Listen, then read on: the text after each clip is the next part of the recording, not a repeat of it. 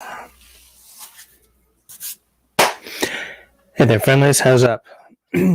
So I set up this live stream, and then I was sitting here, and I started to sort of droop, but I hadn't realized that it was already up on the web. So I guess we'll do a short little live stream, talk about some stuff, see who's on. Let me just pop out the chat so that I'm not distracted by the YouTube screen. And so see who I got with me. It's Grace and Tenenbaum. How's it going? It's going fines. Fines? I meant friends. What? Oh my land, I'm too tired to do this. That's why I have tea. Shall I do the housekeeping? I shall.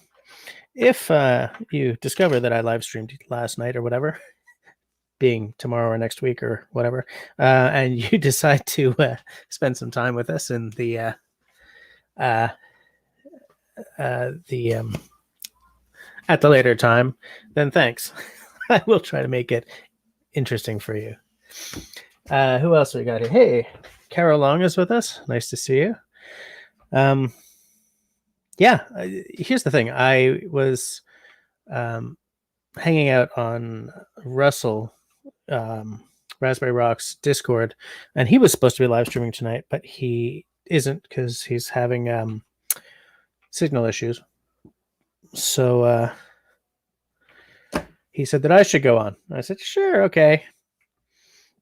Then I set it up, and then I started getting tired.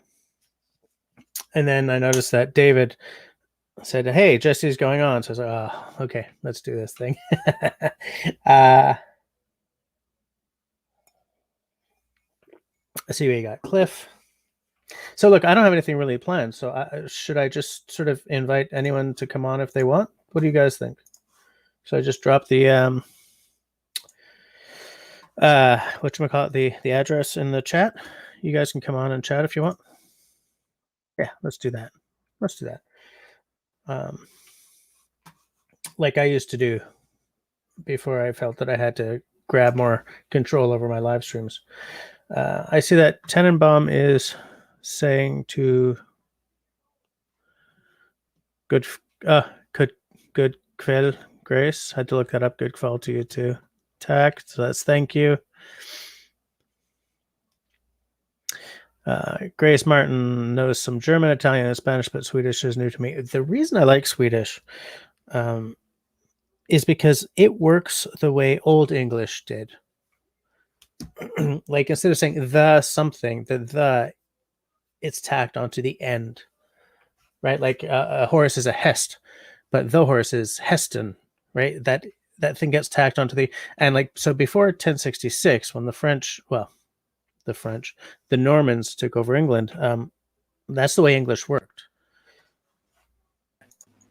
Hey, how's it going? Let me just set this up. There we go. And so that's why I think Swedish is very, very cool. My Swedish is extremely basic, though. Jaha. I'm sort of at the, flickan dricka cafe kind of stage. That's a good thing for a girl to do. Yeah.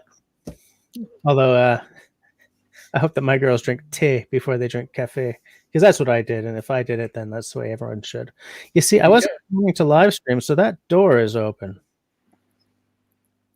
Anything could happen. Something could come through that door. Who could say? No one could say. And in fact, if something comes through that door, I won't know until it's too late. Well, I guess you can just look at the screen. Shit, now I'm expecting something crazy to happen. It's like foreshadowing in a crappy horror movie. Yeah, like Scream or something. Carol says, hi, Christmas bomb. That's reasonably accurate. It's pretty close to what. Yeah, it's funny. I love it. Hey, there's Russell. Yeah, Russell, I was just telling the peeps that I wasn't really planning to live stream tonight, and I have nothing to talk about, but that because you were having signal issues and you couldn't live stream, that you suggested that I go on. And so I did. And so I'm sitting here with nothing really to talk about, but fortunately, oh, piss. Damn it. There we go. This guy came on. It's so hard to keep it straight. Oh, I'm sorry. Ah. So I'm not hanging out here alone. By the way, is your Swedish conversational at this point? Because I know you don't need it, right? Because of yeah, I mean, I work in English in very limited senses. I mean, the best way for me right now is they speak Swedish and I speak English, and then we both understand each other. Right, because you understand. My ability to express myself in Swedish is quite limited. It's right. It's good for food and idle chatter. And lately, it's becoming better at technical matters in relation to my work. But okay, I don't know. I still don't think in Swedish, and I'm very slow. And it's like talking to a 6-year-old. yeah, I get it. Grace is asking how my daughter is doing. She's better. Look, it turned out to be, as we suspected, an ear infection, but for once, not a double ear infection. So 7 days of meds instead of 10. So she'll be going back to daycare on Monday. But thanks for asking. She's back to being a little firebrand. She destroyed the living room like you would not believe today. She must have energy then. Yeah. But like it's as I've said to some of you people in the side chat, like because ear infections were such a constant for her, she's got the ability to be happy and playful even when in the grip of a raging double ear infection. Like it doesn't send her into a panic or anything, because like before we had tubes put in her ears, which were done very early. They don't usually do that until after 2, but in 6 months she'd spent 50 days on meds, right? So I think to endure a certain amount of discomfort is actually a good quality. Yes. You don't want your daughter to suffer, of course, but if she can actually get to the point where she's not suffering from that, I think that's a very positive thing. Yeah. I'm still happier when she's not sick, though. Canadian whiskey tonight. Very nice. For a long time, this was my favorite Canadian whiskey. I wanted to ask you, you Instagrammed that picture of her enjoying her first ice cream, or at least having her first ice cream. Yeah. Did she actually enjoy it? The expression on her face was to me unclear. Okay, so yeah, the context of that picture, because that ice cream, okay, she ate the funk out of that ice cream, and then she finished my wife's milkshake. She enjoyed the ice cream very much. Now, about, I'd say 40 meters off to the side of where that picture was, there was a guy doing street preaching. Okay.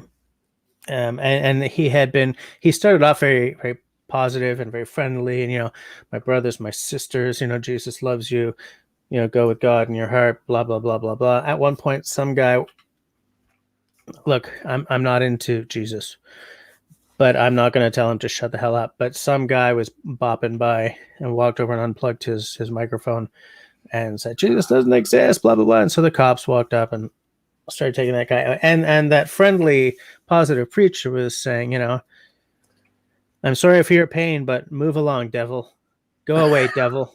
So I was like, but that had been a couple of hours before, when we had gone to, there was a bunch of food trucks there. And so we were sitting there eating this ice cream, and this guy had ramped up to sort of the persecuted Christian, sort of, Sure. Why are there pride flags everywhere? Yeah, there's pride flags everywhere. There's BLM flags everywhere. We will not rest until there's a cross on every public building in North America, kind of thing. It's like, so this guy was just giving her, hey? That sounds like quite a scene on the streets of Montreal right there. Oh yeah, and but before he ramped up to that, he was inviting people, take the mic to tell me about your story. How's your relationship with Jesus and stuff, blah blah. But anyway, so by the time we're having our ice cream, this guy is just giving her. He's getting strident. He's talking about putting a cross on top of every public building, and separation of church and state, marry them, and all this stuff. And there was a gentleman like that on the campus of one of the universities that I've attended, and he was he was in the public square every day, and he was very sincere about his desire to connect with people and spread his message. But I mean, I like you, I wasn't particularly interested. But you sort of, the public space is the public space, right? It's yours, but it's his too. I mean, so I'm just, by the way, I'm just putting the link there so that Russell can come on, because he just said that I have to start being more entertaining. Yes, I mean, Lord knows you and I can't hold a candle to Russell, so nobody can. We will need him as soon as possible. Yeah. To hey, say Hike with Mike is here. Unlikely things. Yeah. I still want to get Hike with Mike to come on the screen one night. I still think that would be. Grace says, Spanish teacher from high school said, you're fluent in another language when you dream in that language. Well, I've dreamt in French, but I'm not, like, I'm conversational, but as soon as it gets official, medical, legal, services related, I'm more comfortable in English. I don't think I'm there yet, although I think the best indication I have is that when I'm playing Scrabble now, sometimes Swedish words occur to me faster than English ones. So that's perhaps a hint that my brain is slowly shifting. Let me tell you something, Holmes. You do not want to play an English game of Scrabble on a French Scrabble board. No, indeed. Nor a Swedish one, I can tell you. I'm sure. I'm sure. But so, yeah, how's everyone doing tonight? What's going on? Man, it's weird to be doing this on a Friday night. Usually on a Friday night, it's movie night upstairs, but not tonight for some reason. I hear things, deeds are afoot, though. Yeah. In the Corbett house. Something's going on up there. Yeah. I didn't hear it, but something's going on. Well, it's a typical quiet Friday night here. Nothing special to do. I was excited to see that you were going to come on. A little bonus live streams always welcome. Yeah. I think okay. But Hike with Mike says maybe one day. Hold on. Maybe one day I'm gonna start that here. Maybe one day I will. I'm camera shy when it comes to live stuff. I was supposed to be camping tonight, but I got a bad vibe and I listened to the vibe and stayed home. Oh, is there like bad weather coming in? And then, of course, here comes Russell. Klingon Scrabble. Gotta listen to your gut. Yeah, you really do have to. Whenever I don't, I always end up in crap in some way or another, or just not having a great time. Yeah, I think listen to your gut in all cases. In all cases. I've still got all these books here from the wait. As an echo of last Tuesday. I've still got this book right here. This one here. Yeah, yep. That one featured prominently in a recent live stream. I just, the thing about Lofty, and I think I've said this, I was put off when he started dissing the other guys.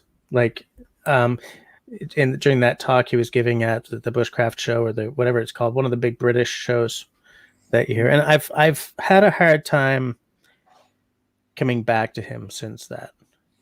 You know what I'm saying? I mean, the book is still great and everything, but I used to sort of watch Lofty, on YouTube or whatever, and I've had a really hard time coming back to him since then.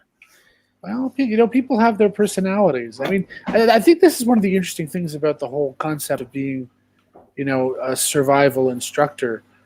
Being good at that and also being good at communicating it doesn't make you a nice guy or not nice guy. I mean, typically better teachers are better at not offending people broadly, but that he came up as a soldier, that in the SAS, whether or not you offend people was probably not a big priority. Yeah, that's true. I would like to point out one thing, by the way, speaking of which, that Russell has asked if I've ever seen the SAS survival book. You mean this one here? That one right there?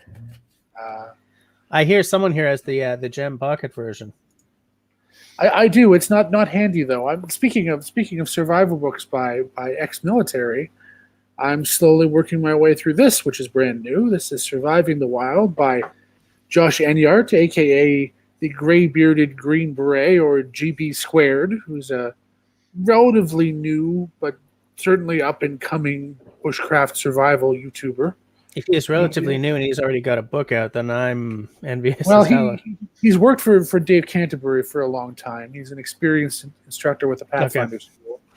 The book so far is interesting. I haven't seen much in it yet that I haven't seen elsewhere, and I can't say that its structure is especially great, but I think the overall value is good.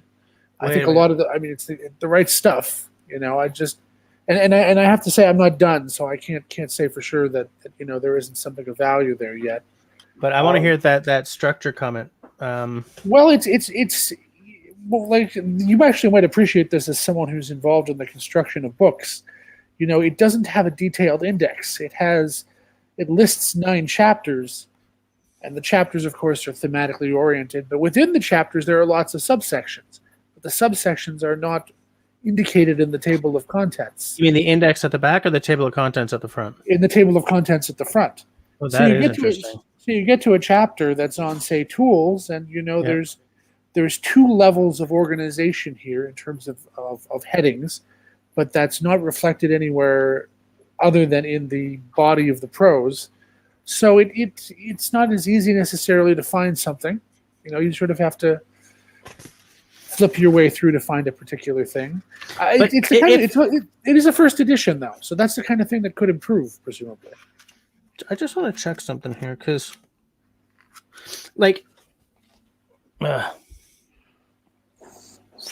right? Like you see Tabernacle, right? There's your chapter heading, and here are the subsections, right? So you've got some detail there, which I think is not a lot though. Yeah, well, what I've got here, we're comparing, is none. Oh, yeah, I've got 9 chapter headings. You know what that page looks like? It looks like that table of contents was done in Microsoft Word. It's got. Well, I should say, one of the things you can say that's good about this book is I bought it for $15 US. Oh, so it was produced and distributed at a very good price, which maybe that reflects that it's a little lower end. But then you would argue if the knowledge is good, then maybe it's great value in that respect. Yes. Yeah, and in that case, I would agree. Is it self-published? A smaller house, I guess. Mango Press, which I've never heard of. Undoubtedly printed in China. Oh, but look, I worked for a huge publishing company for like a half decade, and all their books were printed in China as well. Somewhere around here, I have Paul Kirtley's book. Yeah, I've got it here too. If you need me to pull it up. Well, because I was just going to take a look at the table of contents on that, because I took a very brief flip through it, and then life got in the way, and I haven't actually done a deep dive into it yet. Where the hell did I put that book? So let's see. Kirtley's is, of course, a hardcover with lots of color plates. He's also, I guess, more experienced. I'll call it an educational communicator, maybe. Yeah, he's spectacular at. Yeah. So let's maybe do one page here. Let's try that one. Yeah, that looks pretty good. Mm-hmm. Yeah. Yeah, there's subheadings, lots of subheadings and page numbers. Yeah, it's because he's got a lot of subsections in his chapters.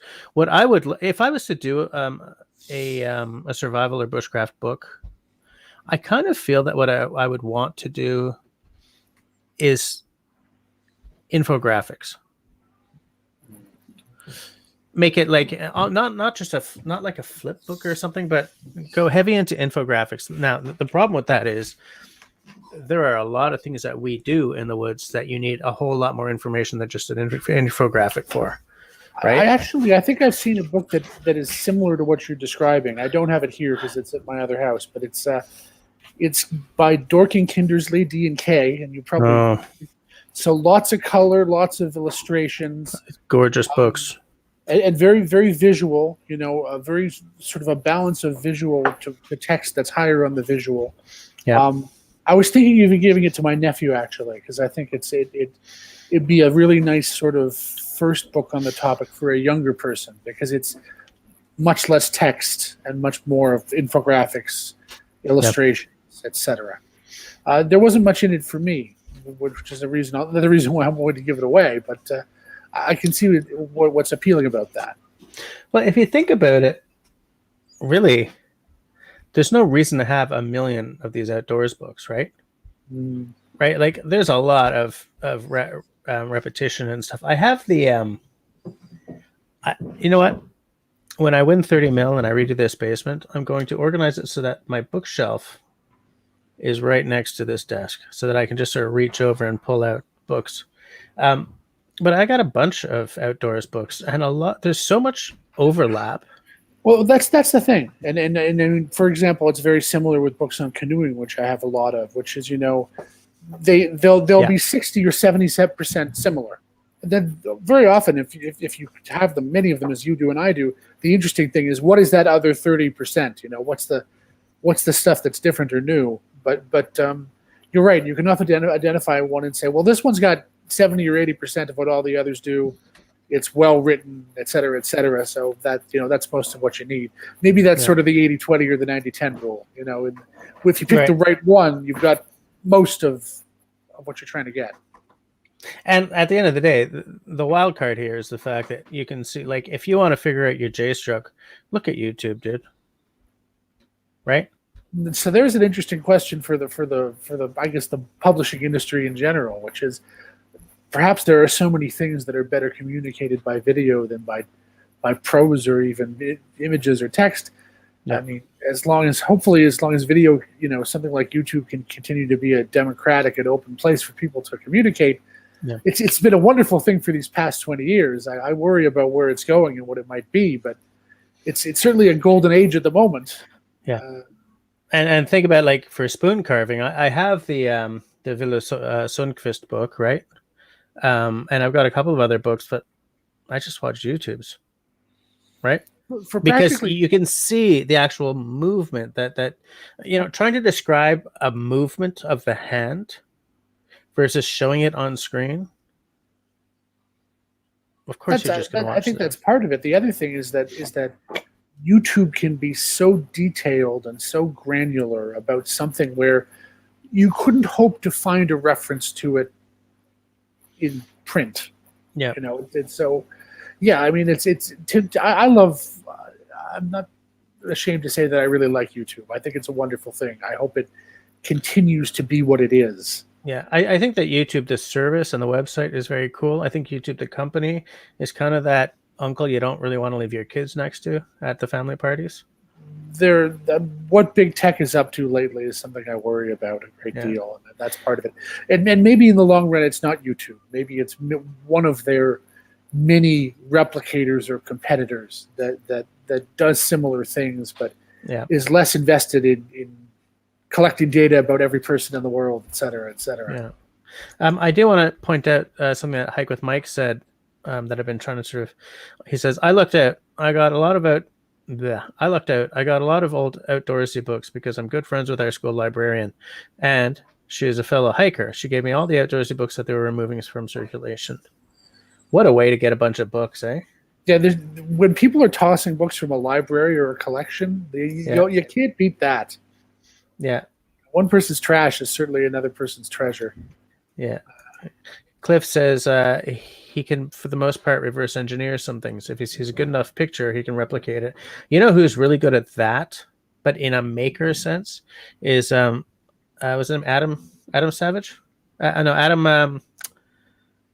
From Mythbusters. Mythbusters, yes. Yeah. Savage? Adam. Well, someone will have to look it up. Yeah. I got lost in he was making the tuning fork rifle from the Mandalorian, and like to get details right, he was pausing the screen, printing it, extrapolating the size of the piece going on its relationship on screen to a part of the Mandalorian, and then turning it on his metal lathe or whatever. I mean, that's the kind of mind. Like, my mind doesn't work that way. He's a phenomenal fabricator. I mean, I agree. I've seen him make amazing stuff. Yeah, it is Adam Savage. Okay, because Cliff just said it is. I see we have some people from the Raspberry Rock crew showing up. Hey there, Marcus. Hold on a second. I saw someone else. Oh, hey, there's Sam Jackson. How's it going? And Mike also said, I love books in the written word, but I find myself using the videos for information, which is great. But there's something about getting knowledge from a book. Now, I'm a guy who grew up, as a teenager who had no friends. I used to read like 4 books a week kind of thing. And these days, ever since I started working in publishing, magazines, books, whatever, reading became something I did for my living. So I stopped kind of reading several books a week. I've been trying to get back into it, but I'm at the point where I will read like a fiction book or something like that. But if I want to read a how-to, I would really rather just watch a YouTube about it. I don't want to read a book on how to do something unless, like, if I'm sitting next to a fire at night. I'd rather read. See this book here? I'm going to change books. What book would that be? This is the SAS. This is the second edition of the SAS Survival Handbook. No, I was about to say I'm going to change books because otherwise Russell's never going to get off my ass. But you know what I'm saying? Like, I like to read, and I don't like the hard book, the hardback book. By the way, I don't like it as a thing because knowing what I know from working in publishing, it costs like $1 more to make, and they charge twice the price, and they're big and they're trade. No, I like this. I tend to wait for the paperback, and yes, I agree that the trade paper format is by far my favorite format for a book to be in. Mm-hmm. Yeah, so it's a motif for me, and not a motif. It's if I'm sitting in the woods next to a fire, this just feels right. I don't want to be YouTubing how to do stuff, right? I want to be reading about stuff in this format. So it's very contextual. I'm totally blowing the pronunciation on that. It's totally contextual. Fine, yes. Yeah, it's totally contextual for me. But if I'm sitting here and I'm like, how the hell do I do X? I'm reaching for the YouTubes rather than looking for a book. Absolutely. But I don't really want to read stories on these big screens. If I had an iPad, I might come around to it. But I still do like battered pocketbooks. If I'm just reading something in bed or on the bus or something. Hey, Shawnee's here. How's it going? Pretty good, apparently. Check this. Can you imagine if J.R.R. Tolkien wrote an outdoorsy survival book? The level of detail just explaining 7. I think it'd be awesome. Unfortunately, I don't think he was terribly interested in that sort of thing. But could you imagine? He was just a lot more interested in languages and stuff. But yeah, the Tolkien write-up of like a wood lore clone. The wood from the tree of the... That would be amazing. I would love to write a short book like that. The Tolkien Outdoors Manual. I was going to say, just thinking about one of the writers that I enjoy, I mean, that's one of the reasons like people enjoy Neil Stephenson, because he does these deep dives into stuff and how stuff works and how it's made and what its details are. It's kind of an appealing kind of writing. I've read a bunch of his earlier stuff. But like I haven't read, Seven Oak or any of that. I think the last thing I had was there was the first book of kind of his long Baroque cycle. I mean that's I have the first of that, but that's a major investment in time. You have to really like him to enjoy that. Although I personally really enjoyed it a lot. But I mean that's 3 huge 1,000-page books basically. Yeah. Hike says, I'm in the same boat. Reading is part of my living, and I find myself reading less in my free time, except when I'm alone in the woods. I always bring philosophical books with me in the woods. You see, I should get Hike and Pine Martin on, because Pine has a degree in philosophy. And then we'll have Russell come on to be the moderator.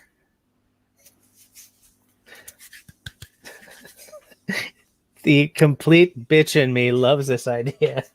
Sounds like a plan. Yeah. Shawnee says, I've been reading cookbooks a lot right now. If I wanted to read for pleasure, I'd have to hide from my children. I'm getting, oh man, this is going to sound so silly, but I'm getting a lot of recipes off of TikTok right now.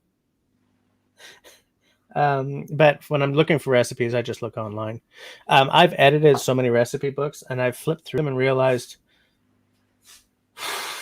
I don't like any of these recipes. So I just look online, you know? YouTube has an unlimited capacity to make me hungry. Yeah. The amount of tasty looking stuff and explanations of how to make it is just off the charts. Yeah.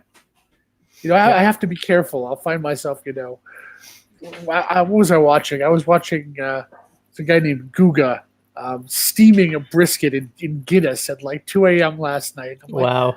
I'm not supposed to be hungry now, but now I am. Thank you so much for that. You know, amazing. You know, and that's coming up in my feed. So I'm wondering, why is YouTube trying to make me eat at this time of the day? Yeah. What are they trying to do to me? I like what Russell says here. If Tolkien wrote my life, it would be condensed to man goes down street, falls down. Everyone say hi to Bettina. She's here before the end of the live stream. Cliff says that book would honestly have roughly the same number of pages as the complete works of Shakespeare, and you'd have 3 to 4 volumes just for one subject heading. I think that's if Tolkien wrote an outdoor. Has the TikTok destroy the schools phenomenon hit Canada? I believe so, but it hasn't hit my kid's school, so I'm going to call that a win. Catmac is here. Hey. I mentioned this video in an earlier live stream, and I sort of riffed off it to say, is YouTube homogenizing the outdoors community? But that video from that food channel on YouTube, whatever it is, I think it's Blown Up Its Heat actually, where it's, you know, New York chef learns to do survival cooking and stuff. Every time that video pops up in my feed, I just watch it. I just watch it. You know, there's so much cool stuff in there, and it's the kind of cooking that I would love to spend my time doing. You know, smoke a brisket for 11 hours kind of thing. You know, that's a niche that I think there's more room for on YouTube, which is outdoor cooking. There's a little of it, but there's not a lot. Not compared to bushcraft or canoe trips or fishing. Yeah. Or what have you. Look at this. Russell says, awesome. All of my favorite people are here, and also Bettina. I'm sure he didn't mean that the way it sounds. I'm sure he totally did, because that's his style of funny. He's a bad man. He's a bad man.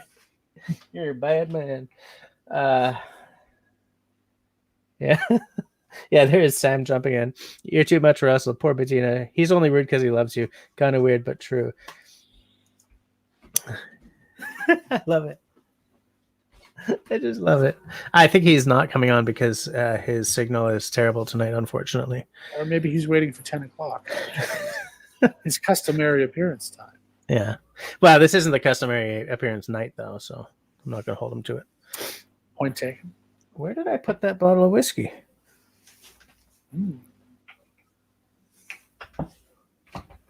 Oh, there it is.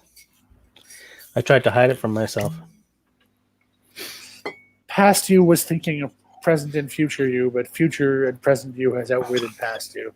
I've left my wallet upstairs, so I will not be getting 3 sheets to the wind and ordering a knife tonight.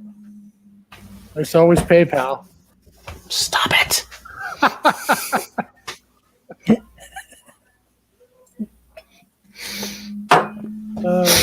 But Russell says that Bettina is his spirit pirate monkey, which is one of the weirdest things I've read tonight. That's a good crew in the side chat tonight. It's nice. Hike says, I don't do a lot of fancy outdoor cooking in the backcountry. I don't want to attract bears, so I use omeals. What the hell's omeals? Oh, they're like MREs. Do they come with a little self-heating thing, Mike? You know how It says, what about 2.5 sheets to the wind? I could maybe do that.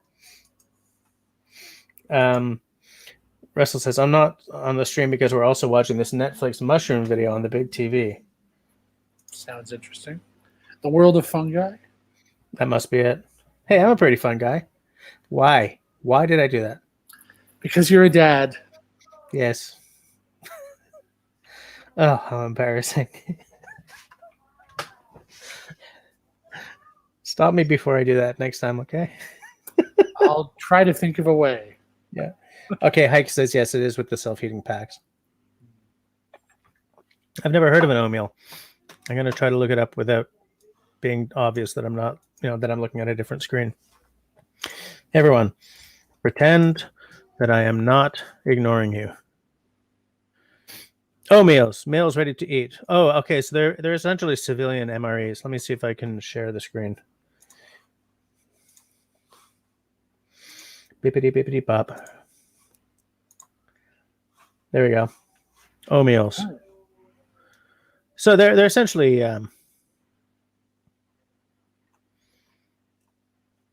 nice. It's a nicely designed website. This makes me want to order all their stuff because I'll automatically be kayaking in some amazing area, cooking meals on an old stump in the outdoors, standing on a old box on top of a mountain, staring at my friends on an iPad. It's like they're selling you a lifestyle rather than some freeze-dried food. It's like it's like an edible Jeep website. Because the Jeep does that, right? They sell you on the lifestyle rather than the quality of the cars or whatever. Because they couldn't sell you on the quality of the cars. Those are my favorite commercials, by the way. The ones where you're at the end and you're like, what was the product again? Yeah. I'm not really sure. Sam thinks he saw it. I don't think you did. Yeah. Fab Online and LLC, by the way, hi, says it doesn't show up at the same time on this screen as it does on that one. Boom, there it is. I recently got a freeze dryer and I'm making my own MREs. I would love a freeze dryer. I think that would be... If you're serious about being a prepper and storing a lot of food, that's an investment that in the long run can save you a lot of money. Yeah. Because freeze-dried food is quite expensive, but if you can operate it and do a good job with it, you can... But like what I would want to know is, because I have a dehydrator, okay? I want to say that Russell says it's called Fantastic Fungi. I'm amazed at both the mushroom growth time lapses and also the amount of CGI used. I'm just checking it. If you do a good job with a freeze dryer, you have food that lasts up to 25 years. I mean, that's another level. Yeah. So I just want to say hi to David, and he says, "Fungi, that's just as bad as we cantaloupe tonight. My dad has the car." I had to read that one out to get it. Oh, this is awful. But like, how big an upcharge is it to a freeze dryer, though? Even a small consumer one's pretty expensive compared to a dehydrator. High hundreds, low thousands, I think, for starting. All right. We should look and see, but they're not cheap. Shawnee says that it keeps more nutritional value in the food versus the dehydrator. But I'm all about first of all, like this year I haven't gone to the woods even once, right? So would I buy one of these and then lose another year and be like, wow, that was expensive for nothing? Because I bought a lot of stuff for the canoe trip I was supposed to take in May and then October that I didn't get to take, right? So I'm salty about it, let me tell you. Like if I bought a freeze dryer. So Cliff says $3,000 for a small one for home use, which sounds right to me. Okay. Oh yeah, okay, I see it. Yeah, the thing is, $3,000 is 3/4 of the price of the canoe I want, right? My Swift, or like I said, my Novacraft. Like I said, you don't need it. Although if you're if you're the prepper type who's going to buy $5,000 of freeze dried food, then then you can go that way. buy the damn dryer already. Yeah. Shawnee can find a freeze dryer for $1,200, $300 for a good dehydrator. My dehydrator is it's a cheapo. It's like $100, I think, something like that. And here's the second person. Fab Online says the freeze-dried food retains more of its nutritional value than any other method, and it lasts 25 years, so you can skip years. And I think, was it Shawnee? Someone else said that a freeze dryer also keeps more nutritional value. It's a different, in a way, it's a different target in the sense that with a dehydrator for outdoor camping use, you need something that lasts weeks or months. For a dehydrator that's rather freeze drying, this is really about long-term viability of food. Yeah. Russell says, I've been offered dehydrators for review, but they all depend on electricity. See, that's the nice thing about having a larger channel, right? I've only ever been offered two things. I would like to be big enough that I can say, no, thank you. I don't need to do that. But I kind of feel that if you have a dehydrator, why would you need another one, kind of thing? But I don't know if the tech is better now than it was, because my dehydrator is probably about 20 years old, eh? And so I wonder, is it the kind of thing where the technology is better now than it was before? That's entirely possible. I mean, if there were more sensors and it had a better processor that allowed it to adjust to the distribution of heat and moisture, Something then like you could that, imagine it doing a better job. And that's the kind of thing that has advanced. Yeah. I mean, the first dehydrator I ever had is very similar to the one that you have. It's a heating element and a fan and an enclosure. It's a timer. It's a very simple device, and that does an okay job. But you can imagine more sophisticated ones that could do a better job. Yeah. Absolutely. Hike says, I use my barbecue smoker to make homemade jerky that is good food for camping, but must be used fairly quickly. No preservatives. Yeah, and that's what I'm using my dehydrator for. I tried using my oven, but I have a very modern oven that doesn't actually go down enough to dehydrate. Do you know what I'm saying? Like the lowest temperature is above that. You end up cooking everything because it just end up cooking, and that's not. Yeah, that's useless for. Whoops, hold on. Cat Max says we make raisins in our car window, hot and dry there. I can see skipping the heat would be better, but I wouldn't make raisins there. I'd be afraid of bugs crawling all over them. A lot of van life people, and this is where Russell's coming from as well, a lot of van life people say they don't want to have a dehydrator because it uses up so much power. Yeah. But it's like a hairdryer or whatever. It's 1,500 watts. It's a lot of juice. And the thing is, you don't need that to dehydrate, right? You can smoke your stuff, right? You can do it the traditional, like the native way, right? Tripod, platform. Particularly with meats, I think. Other things that might be trickier to pull off. Yeah. I have a hard time imagining smoking tomato sauce and achieving a decent absolutely product. Yeah. But you can dry tomatoes for sure. Yeah. Fox says, Cliff says, I would say most tech for dehydrator is the same. Only real difference is the main control function, heat level, time drying, and auto shut-off functions. Grace says, we make jerky, not much of a chance of it going bad because we eat it up pretty quick. Yeah. And David is asking if there's a difference between freeze drying versus dehydrating. Yeah, is freeze drying actually a lot faster? The answer to his second question is you end up with a similar product. You end up with food that has all of its moisture removed. Right. But with freeze drying, usually the moisture is removed more effectively. And with less disturbance to the structure of the food. So it comes back with, as others have said, more of its nutritional value, usually tasting a little better. All right. Okay. It's a better way to dry something, essentially. And do you have to be as careful about fat as you do when you're just dehydrating? I don't have a lot of experience with it myself, but I expect most of the rules are quite similar. I mean, if something won't dehydrate like fat because it doesn't dehydrate, it's not going to freeze, it's not going to dry well. It's not going to dry well, yeah. Regardless of method. Cat Max says that it's too hot in her car for the bugs. So you can make the raisins just fine. Nice. Huh. Interesting. But I'm not gonna throw a 4-digit number at it, because I'm not packing away 2 metric tons of freeze dried meals in case the end days come, right? I'm packing space savers so that I can eat while I'm in the woods next month or something, Yeah. Yeah.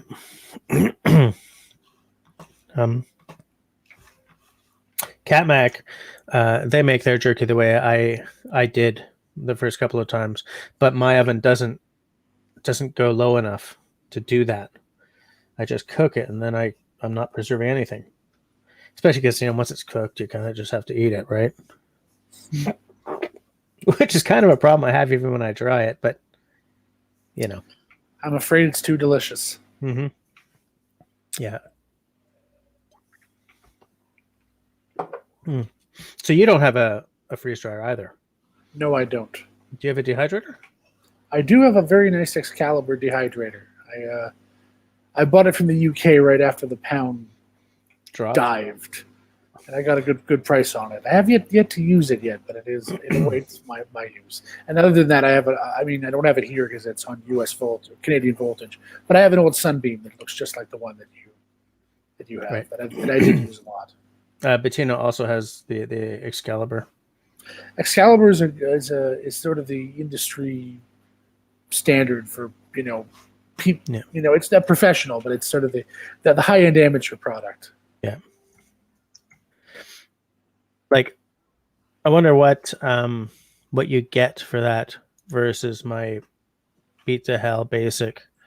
I think you get more racks in the Excalibur, first of all. You do, and also the box design, I think, circulates the air a little better and a little more evenly than the stacked sort of donut deal. Yeah. I always found when I was using that one that I'd get very uneven results between one layer and the next.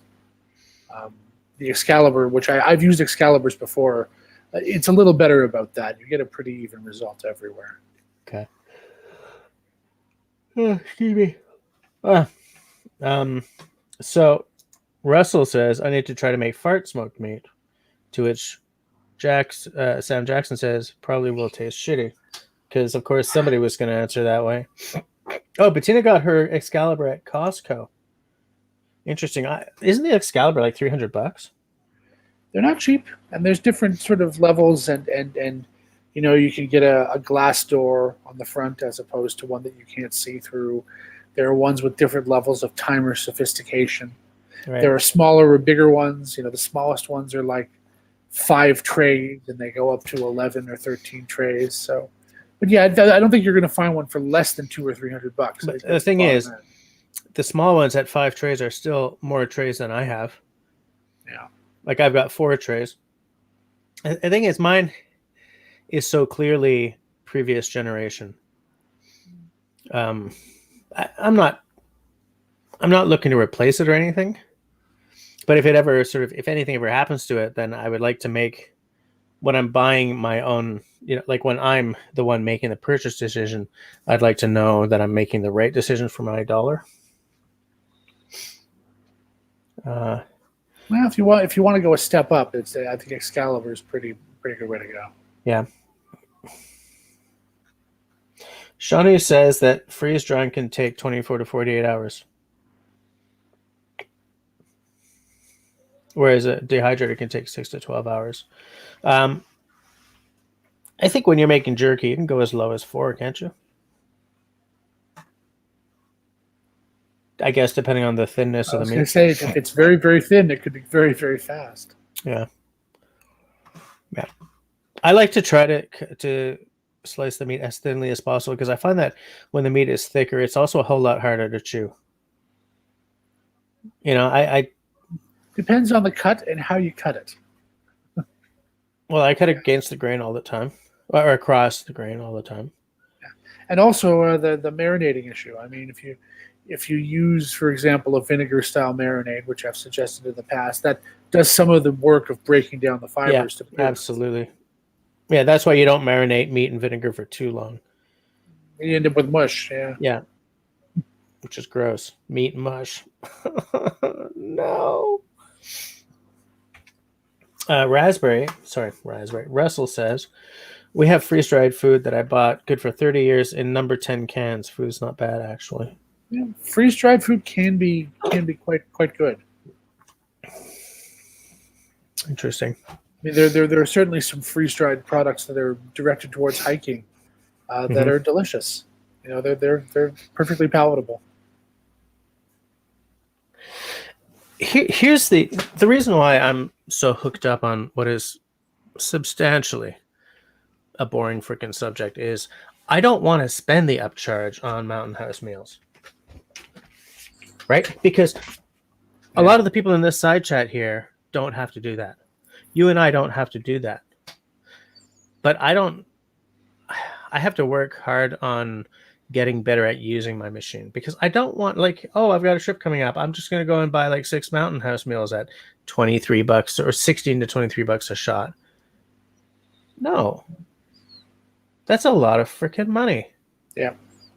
You know? I mean, I think I've mentioned this previously. My experience was I spent a summer as a volunteer canoe ranger at Quetico. We go out for essentially 10-day trips every couple of weeks. And we were all university students not getting paid. So we're not buying commercial hiking meals, but we had access to a dehydrator. So that was the easy thing. On your 3 or 4 days back at the base, we would dehydrate all our food for the next one. Right. And between that and Lipton sidekicks, we were good to go. And so how long did it take you to get a sense of how long to dehydrate something for?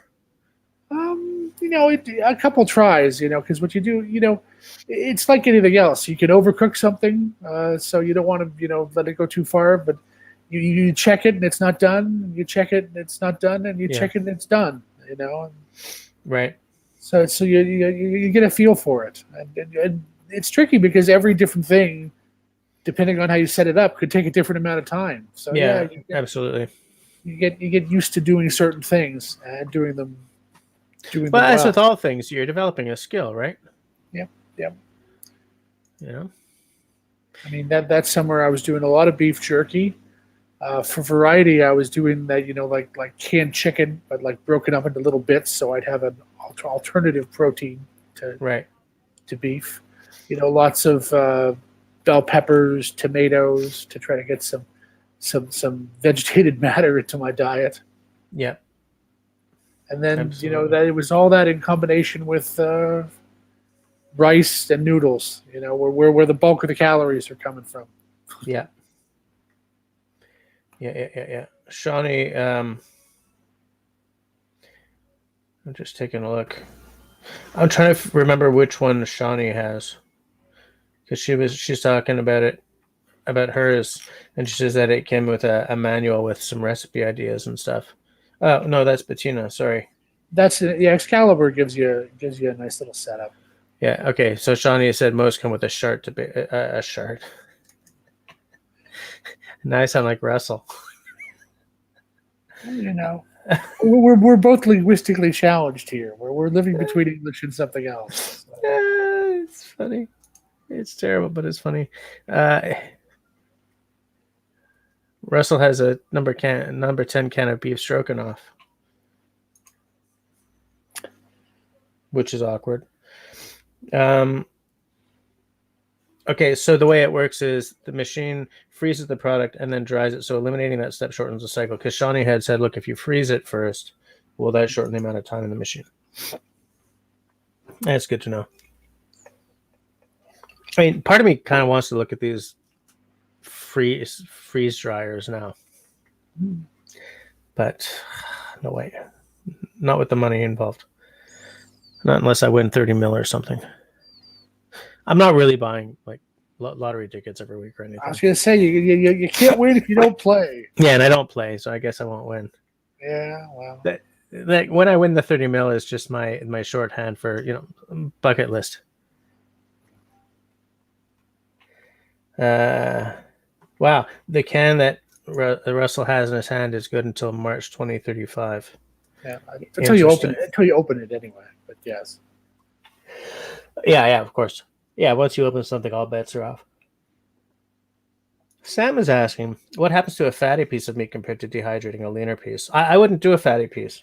I don't Well, think it's not going to dry right. fat doesn't dry well, and it will eventually go rancid. Yeah. So you want to avoid it.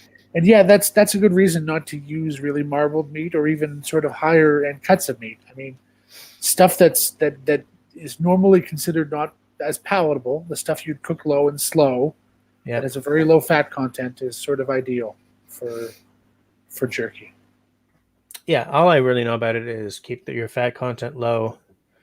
It's a good idea to throw it in the freezer for an hour before cutting because it just makes it easier to cut. Cut thin for sure. Yeah, you know. Shawnee would rather learn pressure canning before learning freeze drying. That's legit. I would love to have a pressure canner. High with Mike says that just vacuum sealing is a good way to keep something. Yeah, but I'm looking for a way to keep the weight and the space minimum. Like what I would do is bring a nice steak for the first night.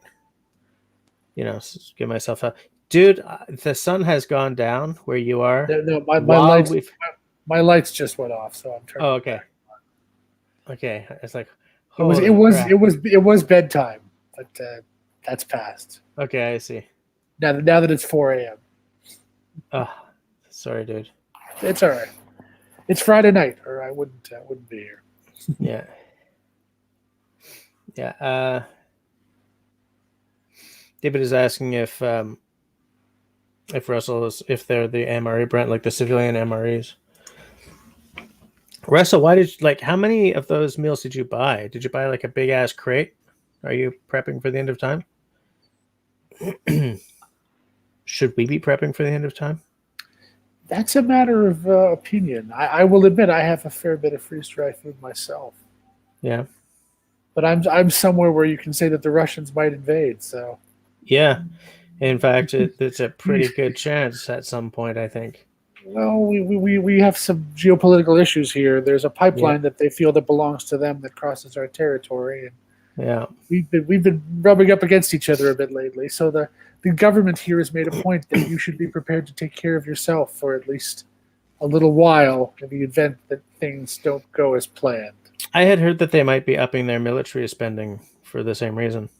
Did that ever happen? I believe so. Yeah. Bettina says she just bought a pressure canner as a birthday present for herself. Nice. Shawnee asked which one, but she hasn't answered yet. Hike with Mike is saying, Tabernacle, hold on. Is Tenenbaum in Europe? Yes, Tenenbaum is in Scandinavia, where it is currently. I responded in the chat. I am in Sweden. Oh, did you? Okay. Jag bor I Sverige. For those of you who speak Swedish. Which is probably just me in this chat, but who knows? Yeah. Vacuum sealing works great for frozen food, but you need to pack it in miler for long term.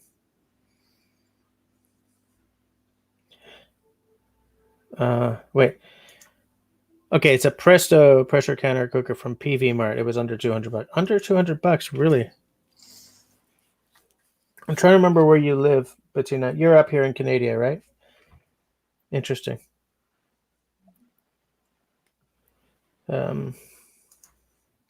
Hike with Mike is asking if you're originally from Canada. I have answered. Oh, you've answered in the side chat again. Okay. Fair enough. It's funny that Bettina also knows a little German but no Swedish. Something that has tripped me up a little bit in the Swedish is the fact that I spent a couple of years in CEGEP learning German. They're similar, and you're right. They're similar enough that it could be irritating if you know one and try to the word for colors, which is Farben in German and Färgen in Swedish, and so I'll be like, oh, I know this. Tick, tick, tick. What do you mean it's wrong? It's like, oh, yeah, right. Of course it is. I used to have a whatever. I used to live with a girl whose family is from Chile. They got chased out by Pinochet. And so even though she was born and grew up here, they spoke Spanish at home. And so she was taking German, not in the same class as me, but another one. And she kept pronouncing certain letters the way you do in Spanish, in like South American Spanish rather than in German, like the J sound. So some of those little idiosyncrasies are fascinating. Yeah, absolutely. Hey, Brother Love is here. How's it going? We did not plan this night, but here we are anyway. Oh, Bettina says German was her first language. Interesting. Grace's husband is German. Very interesting. It's funny. I was in a class. There was a person there whose family was Austrian, and she was really self-conscious about her accent in German because of that. Like, apparently, there's this thing that Austrians have this almost an inferiority complex about their German compared to actual Germans. I mean, I can see. I mean, you can tell the difference, but it was weird that it's just different, guys. Calm down. Give yourselves a break. Calm, because at least you don't sound like the Swiss. Oh, there's still a whiskey in my glass.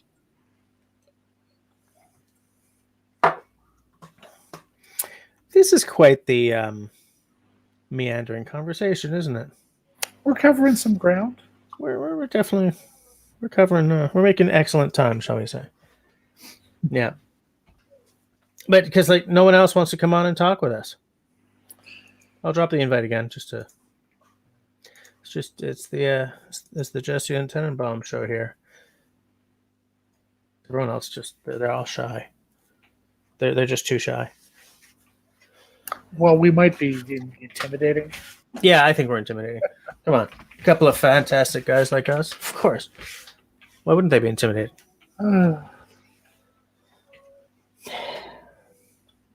So there's a lot of German content in this side chat then. Interesting. Yeah, Hike with Mike. It's too bad that you had to cancel your overnight trip. That like I had to cancel. Nice. Okay, Russell might come on for a bit at some point, which is nice. In a bit, not for a bit.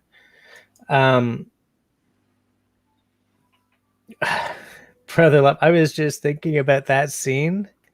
I was taking a walk. There's a nature park here in Montreal, sort of in the West End, and I was walking with my buddy Rob, and we were both real geeks as kids, right? Star Trek, Star Wars, Dungeons and Dragons, the whole embarrassing bit. And we were walking, and I was trying to remember the exact line from that scene. That was funny. That was Sulu and Chekhov were hiking, right? It was Hey, Sam. Hello. Hi. Do you have that knife with you? That one? Yes. Yeah. Do you have that one with you? You want to show it off? I'm a lot better in chat than I am on live, but that's regardless. Fine. Yeah. So that one, if I remember, yeah, you're the one who got the kit, right? And you built it? No. Did you get the second, or did you buy the kit? Is somebody got the YouTube, and I just got the or maybe it's me, sorry. It's probably you. You're hearing us twice is because you still have the YouTube page open. Of course. Yeah, Russell, that's Sam. Right, David got the kit. Okay. Right. Okay, we're good now. Sorry. Yeah, it's okay. It's the carbon version, not the stainless steel. I'd rather have had the carbon version, but this was half price. It was the clearance, I guess. Yeah. Because I remember you thought that you'd missed out on it, right? Okay, now the video is delayed. Okay. Ignore the YouTube page. Just look at the StreamYard page. Right. Yeah, I was on the wrong tab there. Sorry. Yeah. That was the one that you had on your one live stream that you did. Yeah, I remember that. You remember that. Yeah. It I wanted the stainless steel one, but for this price, $75 plus. Well, it ended up being just over $100. Yeah, that is a good buy. it's a good buy for Yeah. that knife because that one is like, what is it, 165 Tenenbaum? Yeah, it's Yeah, over 170, I believe. Yeah, Actually, I think. yeah, Gotcha. and because I just want it for food prep, I'm not spending full nick on it. But David Evans is the one who bought the kit, and he saved a bunch of money too. Because I believe, David, correct me if I'm wrong, the kit is like $80 at bushcraftcanada.com. Am I right about that? Oh, Grace almost ordered that knife too. Yeah. Almost. Oh, you know what else I bought? I just wanted to show you because I saw you put up yours. I think you said you had a second. Aha! What could that be? What is that? Is that the third edition of this book right here? Is Looks that like the third? first This one? edition, I think. Oh, is that I think first? it's Okay. first. Well, the last printing is 2014, so I'm thinking Yeah, that's first edition. First. Yeah. Yeah. Yeah. I checked mine as soon as you put yours up and said it's the second edition. I looked at mine. I thought, geez, what does yours have that mine doesn't now? Well, Now it's we the have to get reason, the like, other one. they're on the third edition now, and I'm not rushing out to Oh. buy it. There's no way. 90% it's of our books are fine. You know, I don't even I know what was the difference looking would be. through this thing, and it's amazing the stuff that's in there. It's just amazing. Yeah. Yeah, absolutely. The plants. I mean, it tells you what kind of plants to look for. It tells you how to, anything you need to know about ropes and. Yeah, and even all that insects stuff doesn't and- really age, right? Yeah, Like exactly. third yeah. edition, new It's not gonna way of change. tying a, no. Yeah. So I'm not worried about it. Not that I'm ever going to need it, but I think it's interesting regardless.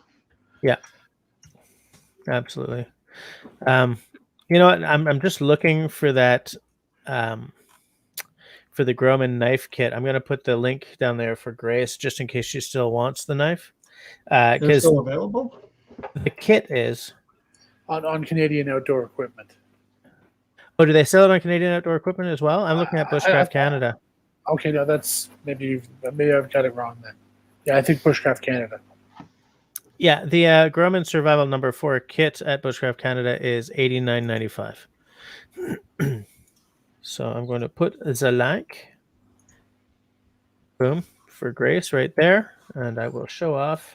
It is amazing that they can sell that for that and still sell the full knife at the price they do. It's kind of shocking. Yes. I Like, wonder what you have to do. Like it looks like the rivets.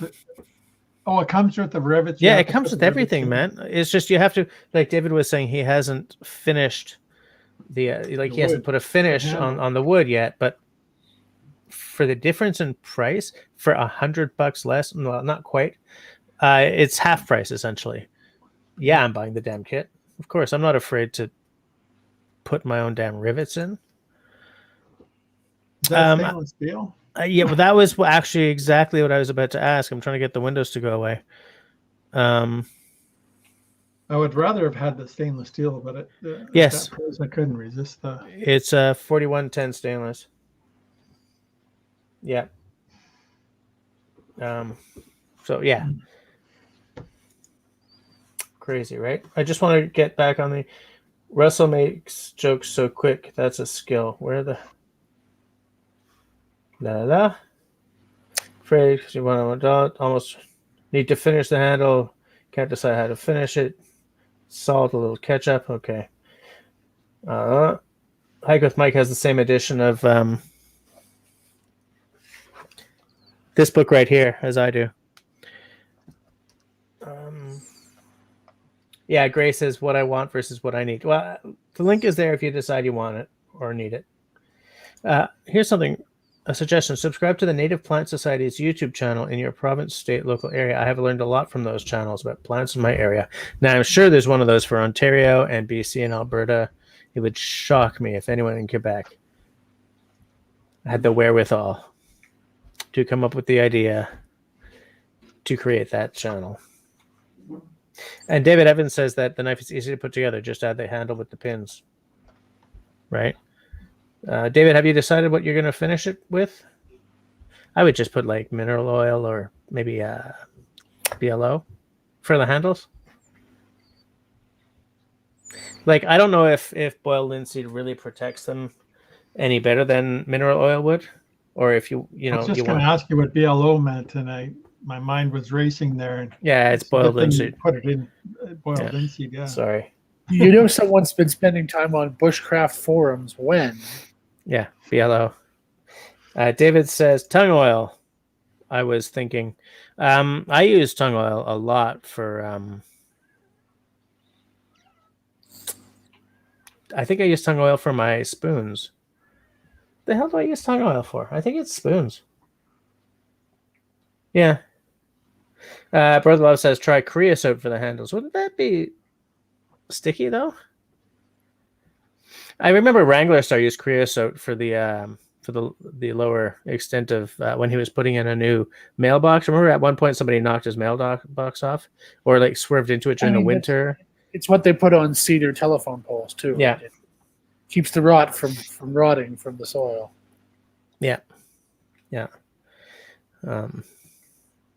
Yeah, we used to use that, or they use that a lot on creosote on railway ties. Yeah, that too, absolutely. Yeah. I don't know what that does to the environment, but well, it's a petroleum product, right? Isn't it? I don't know. I have no idea. Like, I have never ever looked into it. I know that it's a little toxic, when you get too much of it. Yeah. It's a product of combustion. I mean, it builds up in your chimney, amongst other places. Right. Oh, yeah. Okay. I'm looking it up right now. It's like a partially burned hydrocarbon, essentially. Okay. Yeah, it's a category of carbonaceous chemicals formed by the distillation of various tars and pyrolysis of plant-derived materials, such as wood or fossil fuel. Creosote has also been made from pre-coal formations such as lignite, yielding lignite tar creosote, and peat, yielding peat tar creosote. I should have asked Pete. I tell you something. That's the kind of knowledge that does not make you any fun at parties. People also ask, is creosote harmful to humans? Breathing the creosote fumes given off by creosote-treated wood can cause asthma and other respiratory ailments, as well as stomach pain and a burning sensation in the mouth and throat. So, I'm thinking I don't want it anywhere near me. I'm not putting it on my knife your handle. We'll file that under not good. In fact, Bettina agrees with us. She says, do not use creosote on a knife. Yep. Oh, and Fab says creosote. Fab. Can I call you Fab? Creosote is highly toxic. Can't bring it to landfills. Interesting. Very, very interesting. Kamak uses an olive bowl oil on her hand drums. It's good for the dry environment they live in. They're sticky now, and a drum maker couldn't really tell me how to get it off. Drums still survive, though. Where my dad lives, he's in a fairly arid environment as well. He plays the djembe and stuff, but a couple of the people he plays with also play like indigenous, like native hand drums, that look kind of like a bodhrán, but you play with your hands instead of, or like just a stick instead of the tipper like you play on a bodhrán.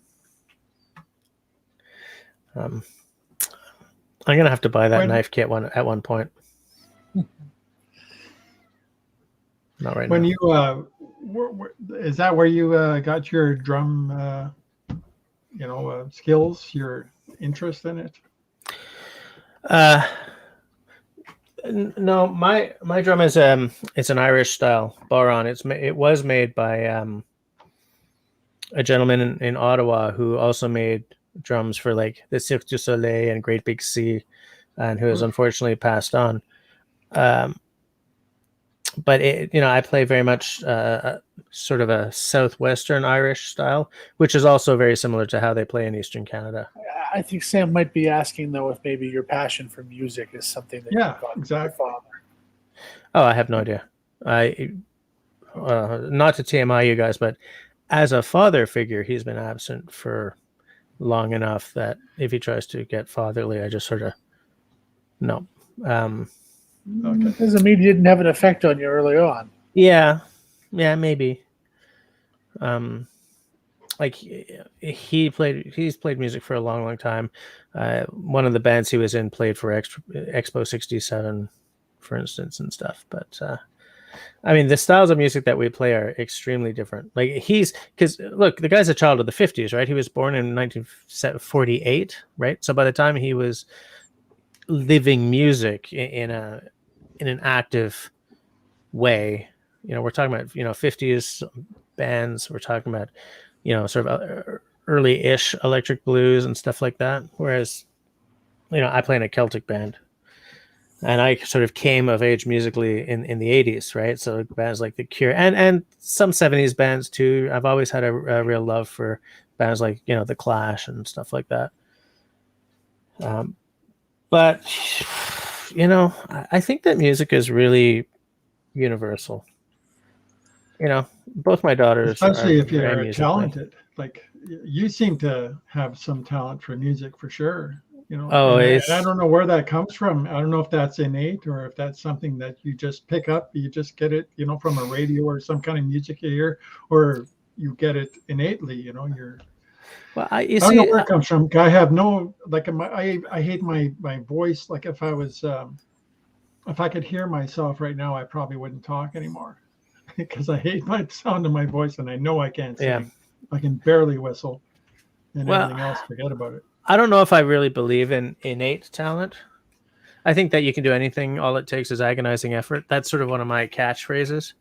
Well, why is it that some guys are like they're on the piano, the drums, the guitar, they do everything. They can do so much. They're just, I don't get that. I'm thinking that it's a talent, Yeah, we all have different the way talents. the brain works in a certain way, and they're good for it.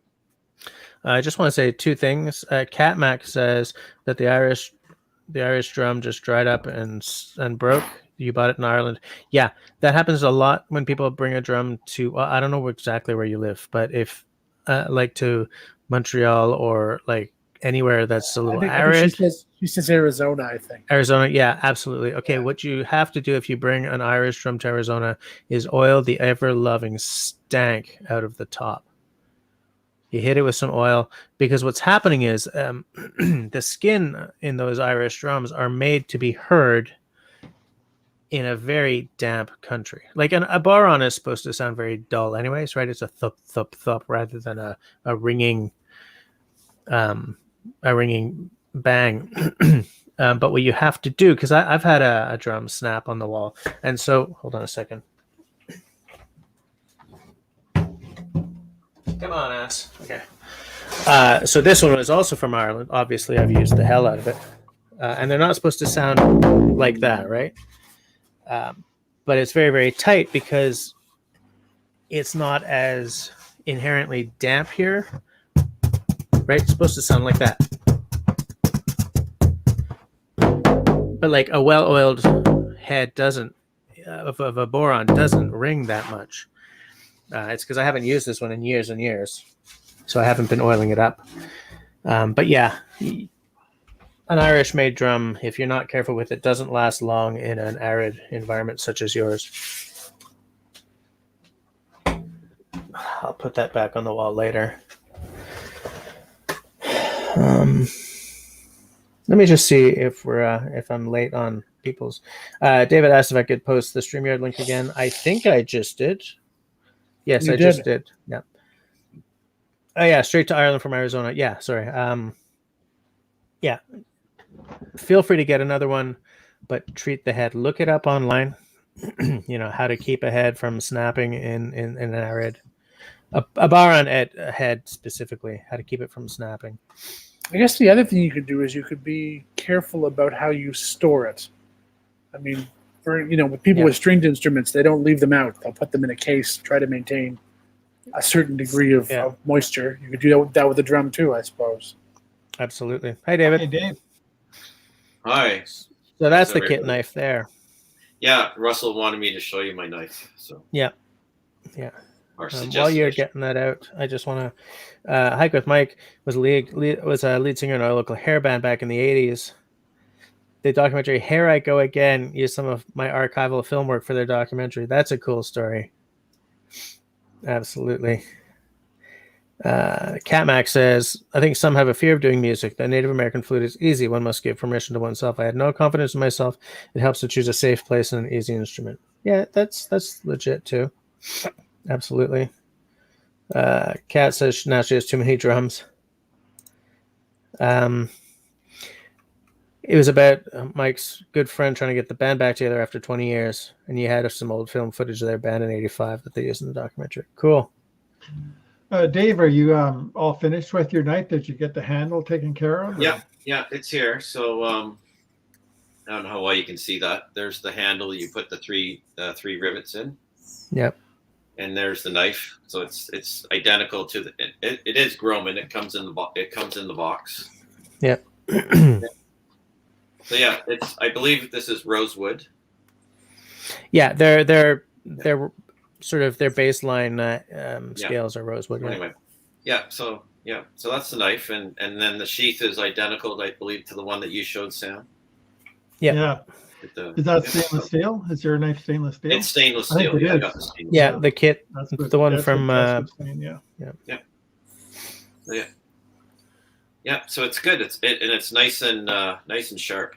So that's really a lot cheaper too.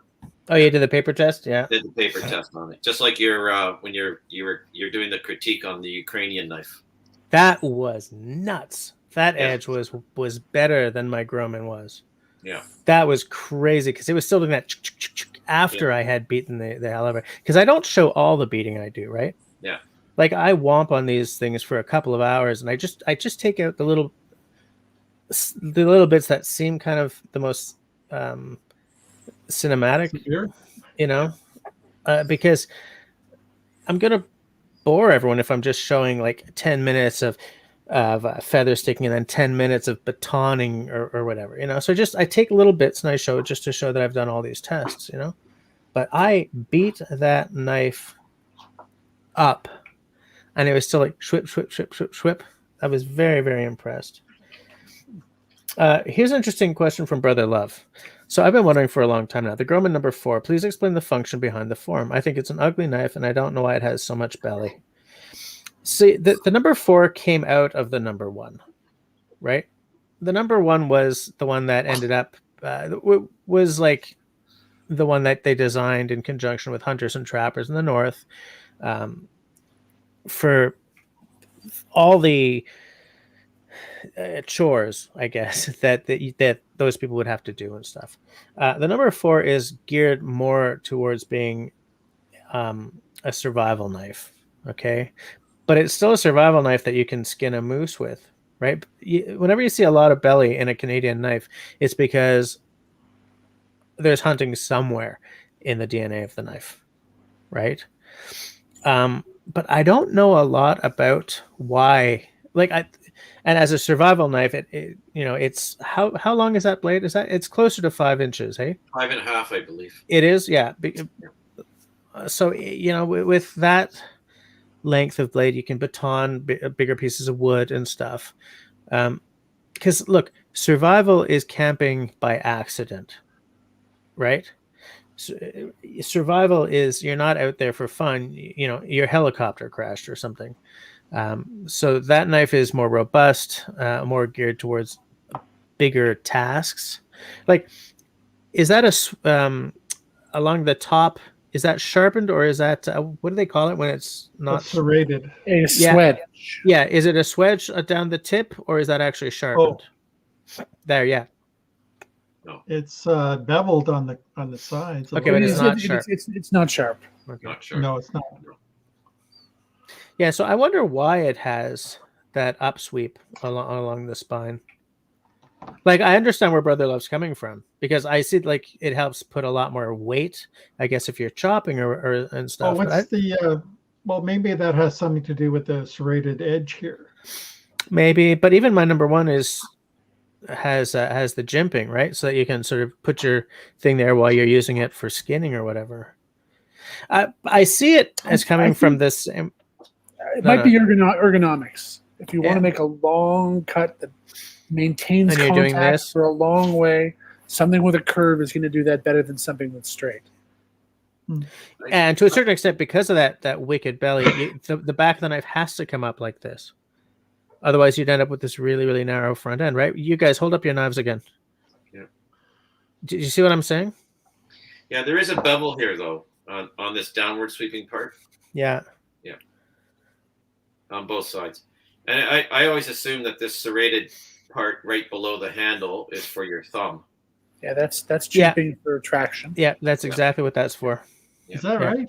Yeah, that jimping is so that you can put your thumb there for certain things like skinning an animal, or I sometimes use that if I'm doing carving, like if I'm trying to carve out notches for as a pot hanger or whatever, I'll stick my thumb up on the blade for control. I was going to ask you about that. Yeah. But yeah, Brother Love, I feel that the number 4 is a weird looking knife as well. But ever since I've really come around on that weird looking number 1, I like the look of the number 4 as well. How different, though, really is the profile of the number 4 versus the number 1? Isn't it like the number 4 just a larger version of the number 1? It's scaled up, but it's a lot wider. Yeah. So it doesn't, you can't get it into the small spaces in the same way. Yeah, but I do feel that with that, there. Yeah, we need to get Russell to come on and show his as well. But I feel that maybe I should go. I don't have a Canadian number 4. I don't have a Canadian number 4 either. Maybe I should just go. I'll just let you guys talk. I'll just turn off my camera, go have a cup of tea, come back, and maybe you guys will stop making me feel bad at my knife collection. Closing the sheath right now is really tough. I guess until you work the leather in. I struggle with getting this thing closed. Yeah, just work it a lot and oil up that sheath as well. I'm not constipated. I'm struggling to get this thing closed. Well, I wasn't going there, but thank you for taking us there. That's kind of awkward. Do you have a number 1, David? No. So what I have is what I showed you. I think I showed it to you on a previous live stream.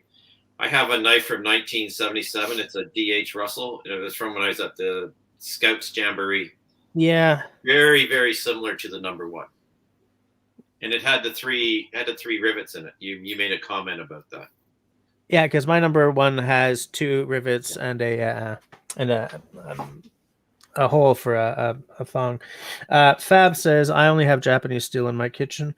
I would love to only have Japanese steel in my kitchen, but I am the only one in this house who really takes care of the kitchen knives, and so I feel that they would end up being destroyed. So I'm not spending that kind of money. But yeah, I do love Japanese knives. Yeah, so I think that your knife, I believe, is a little narrower top to bottom on the blade than the number 1, right? In what way? You're talking about right here before the tang, or where the handle is? Here, hold it up. No, that's not your. No, I was talking about your old Boy Scout knife. No, the other one I got. The other one's out in the garage. I don't have it with me. Yeah. But yeah, Tenenbaum, you don't have a number 1 either, though, do you? I have no D.H. Russells. No D.H. Russells. No Grumman Magic. Here I go again. Trying to get it closed. Yeah, you're just gonna have to work that and oil the leather. Yeah. Or something. I don't know. What would you do for that Tenenbaum? To loosen up the leather a bit? Some kind of leather treatment or protectant. Like snow seal or something? Yep. Or even I've got that Oberhaus treatment. Yeah, Oberhof. Even saddle soap with the lanolin in it would do it. That way you get it wet, which helps it stretch, and you get the lanolin into it too. So yeah. I'm happy to run out and get the other knife if you want to see it. Just run and grab it. Yeah. Okay. In fact, Tenenbaum and Sam, if you two will just chat for a moment, I'll go and get my number 1. Okay. Talk amongst yourselves. Right back. Coffee talk. So, your name is Sam. Tenenbaum? What? My surname is Tenenbaum. Yes. Which okay, is that what everyone calls you? I guess. That's what I use on YouTube. Yeah. Sure. No. Yeah. Oh, sorry. Yeah, I forgot where I was. Yeah. You know, I was gonna say, and now that we have less of an audience, it's probably easier to say. As much as I like this knife, I have pretty much zero use for it. You know. Well, in a way, that's the thing. That's the thing about survival knives. How many of us plan unplanned situations? You know, you don't. You could do food prep with it, I guess. You know, it'd be decent in the kitchen. Well, that was one of the reasons that as an afterthought, I would rather have had the stainless steel one, because this one you have to keep oiled, and I don't think that's good for food prep. You know, like you'd have to clean it off, and then. Well, you'd have to take real good care of it. Although a lot of chefs actually prefer carbon steel knives. Yep. No kidding. For their performance, but yeah, you have to take care of them and dry it every time. And well, no, that was the thing. I was thinking of convenience, and because I'm generally lazy, so. Sorry, Jess, you were gonna. I was gonna say that if you oil your knife with something like a mineral oil. Oh, I was gonna ask that too. Yeah. You know, I use mineral.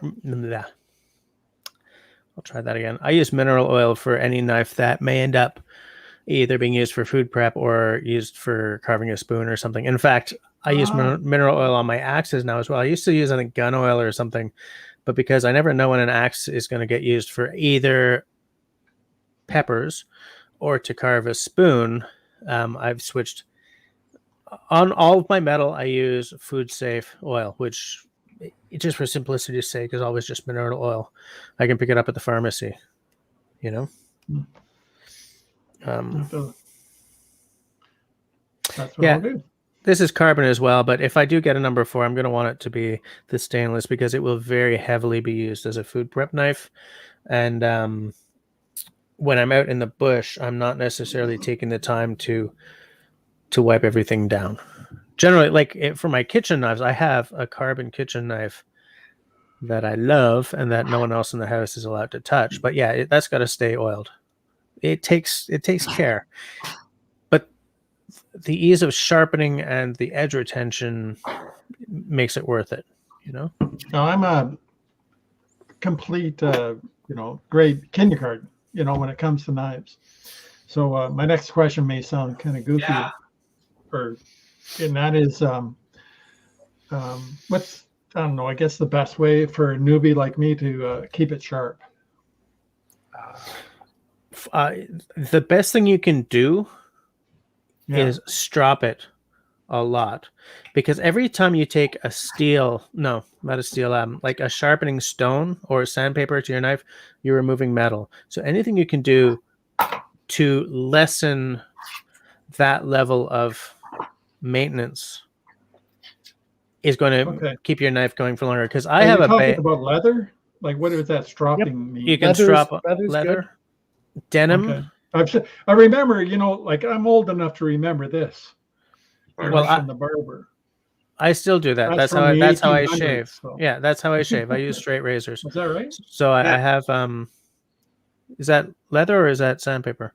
That's sandpaper. This is what they send you with the knife, which I don't want to use. Yeah. It says aluminum oxide paper C weight. Yeah. But I mean, if you're good enough with a strop, you rarely have to go to sandpaper or stones, Yeah, unless you really, really dull the edge. Just dropping regularly should maintain a very nice edge. Yeah, for a long time. I have a whetstone. I don't have a strop. Oh, you can get a strop from Lee Valley. Oh, okay. I bought a board strop from Lee Valley. Like one that's on a wooden backer board. Yeah. But you can strap on a belt. Mm-hmm. You can strap on your jeans, dude. On your pants. Well, I was going to say denim jeans are supposed to be quite good, right? Yeah. Some people strap on paper. So you're just drawing the knife back and forth at the right angle on that surface. Is that the key, or? Yeah, it's like I say, I know nothing about knives, so you know what. What I've noticed is, because for a straight razor, you do not push down at all, right? You take your razor, like if this is the blade, you where's my freaking camera? Hold on. You lay it on, and the angle between the spine and the edge is determined by just laying it on. It's perfect, and you lay it on, and without pressing down on it at all, you just you roll it over the spine, and then you push it back. Because what you don't want to do is accidentally, like the reason you don't pull it and then roll it over the edge and back is because if you accidentally sort of do this, right? If you don't lift it up and flip it over, if you do this on the edge, then you're dulling it. So you flip it over the spine and draw it back with no weight. With something like this, you can put some weight on that because it's not that delicate. It's not a scalpel, right? Like the edge on this is more akin to the edge on an axe. So you can use a little more weight, But yeah, you just draw the edge back and forth. Yeah. So here's my the knife that you wanted to see. This is my knife from 1977 when I was in the Scouts. It's a DH Russell belt. If it says it's exactly this knife, but it's the original. It's the older version of this knife. Yeah. Now, that one looks a little narrower and a little elongated. And a little elongated. So I'm wondering, it's like the narrower here. What's it called? The trout and bird. Bird and trout. That might be the bird and trout. Okay. Yeah. That's a more elegant looking design, in my opinion. Yeah. But I feel that with you guys, with your number 4s, because it sort of comes up, I feel that you get more weight at the front for like chopping with. That's probably the reason why it's there. It is for that forward weight. I'm sure of it. Absolutely. Yeah. Yeah, because this is okay for chopping, but with that extra weight on the front, that would really help. I'm just sort of. Catmac says, my brother told me yesterday he had a knife made custom by Buck with something called a gutter when he was a kid. Like a gut hook, maybe. Yeah. Oh yeah, with the gut hook on the back. They make one of those number 4s with a gut hook as well. Yeah. Yes, strapping is on leather or something like that. Steve. Hey, Steve. Yes, Steve, if you have a hunting knife that you've been using for years, of course you can show us. Which reminds me, I'll just put I'm gonna get off, let you guys talk. All right. Oh, before you go, I wanted to ask. So, have you actually put a finish on those scales yet, or are you still not? No, not yet. So, like I said, I've sanded it once. Yeah. And I'm gonna sand it again, and I'm thinking tongue oil. I'm gonna do tongue oil. I'm not gonna try ketchup or salt. I'm gonna go with the tongue oil. The nice thing about tongue oil is that it actually cures. Yeah. So when I'm tongue oiling something, I wet it up and I let it sort of soak in, and then I wipe off the excess, and then I come back to it like an hour later or something. And but that'll be really nice. The rosewood it's so pretty already. Yeah. Well, so with the tongue oil too, right? I believe you can sand it and then reapply it again in the future. So. Absolutely. Yeah. But the salt and ketchup would make it so tasty. Yeah, if I'm hungry, I can chew the handle, right? It's a survival item. You can bring some calories with you. Yeah. Anyway, good night, gentlemen. It was nice chatting with you. Thanks, man. See you, Dave. Always good to see you. Right. Bye. Now we're just waiting. Steve is appearing in the green room. All right, I'm going to pop him up. Hey there. Hi. Hey. So what you got? Steve. What's your the hunting knife you've got? 1 second.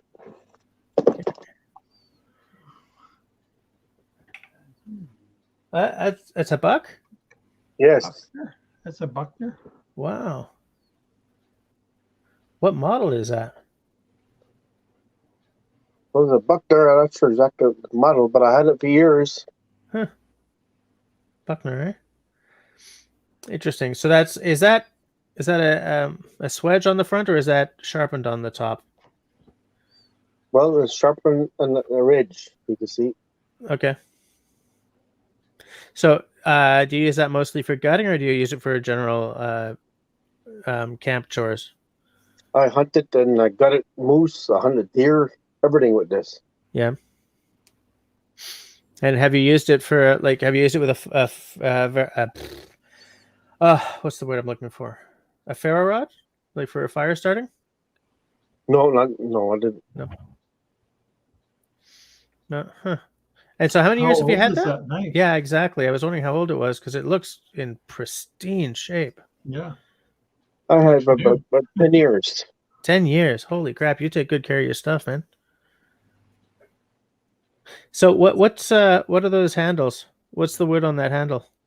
I don't know. It looks like probably oak. My guess might be walnut. Yeah. Walnut, yeah. Walnut or Very nice, though. yeah, it's a nice knife. Was it expensive? I paid about $150. Huh. That's pretty good. And so okay. So it doesn't say on that blade like what the steel is though, right? No, it doesn't. You know, a lot of bucks don't. They're almost always that 420 HC. Yeah. Which is their favorite thing to use, and it's great stuff. Yeah. So there's a difference, or there's no difference between a buck and a Buckner? Or is that what yours is, Steve? That's a Buckner?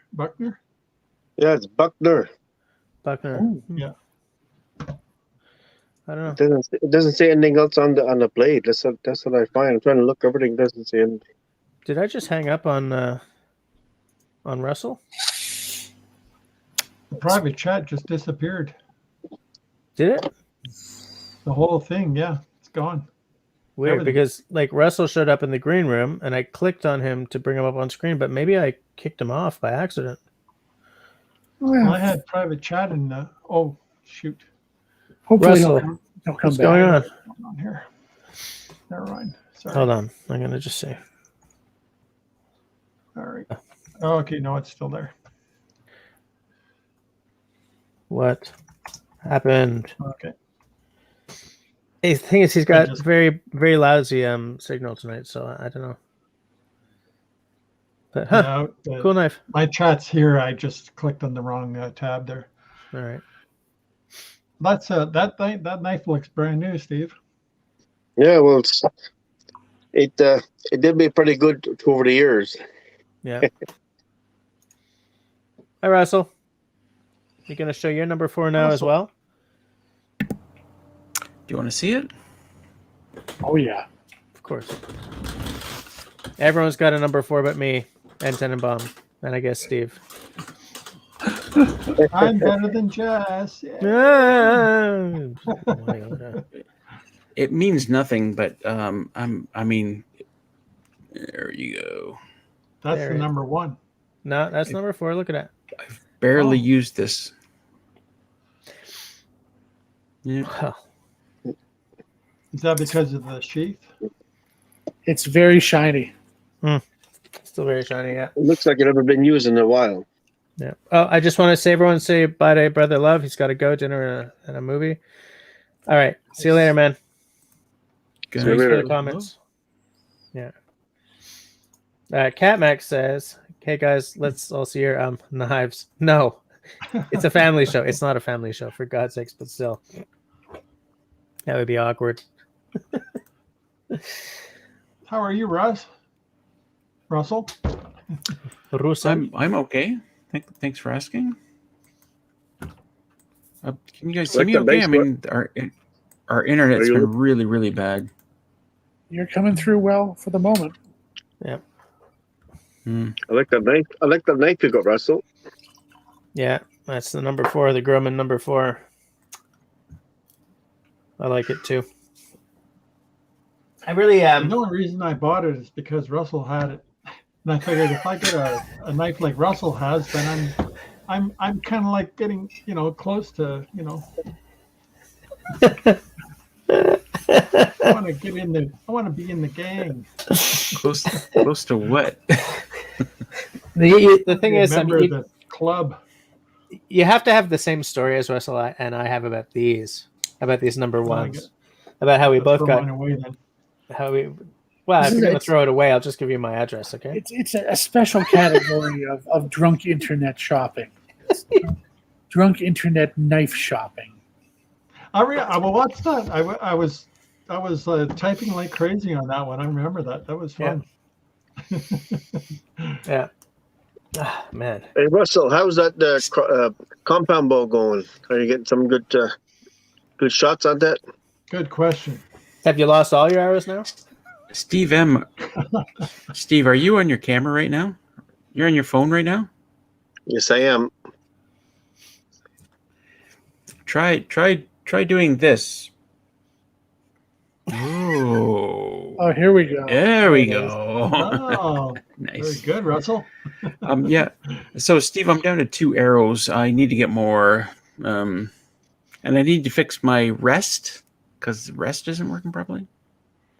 Oh, really? But, Did you break it, or it just sort of it needs to be adjusted? well, I did something wrong. I pulled the string with no arrow in it, and I let it go, and the peep sight came out, and I thought that's the only thing it affected, except that now.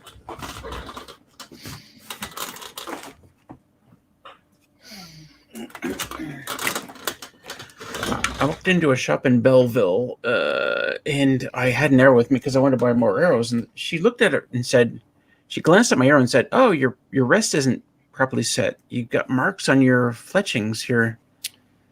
Because my rest isn't going down. So is the rest associated with the peep sight? Because would that explain that?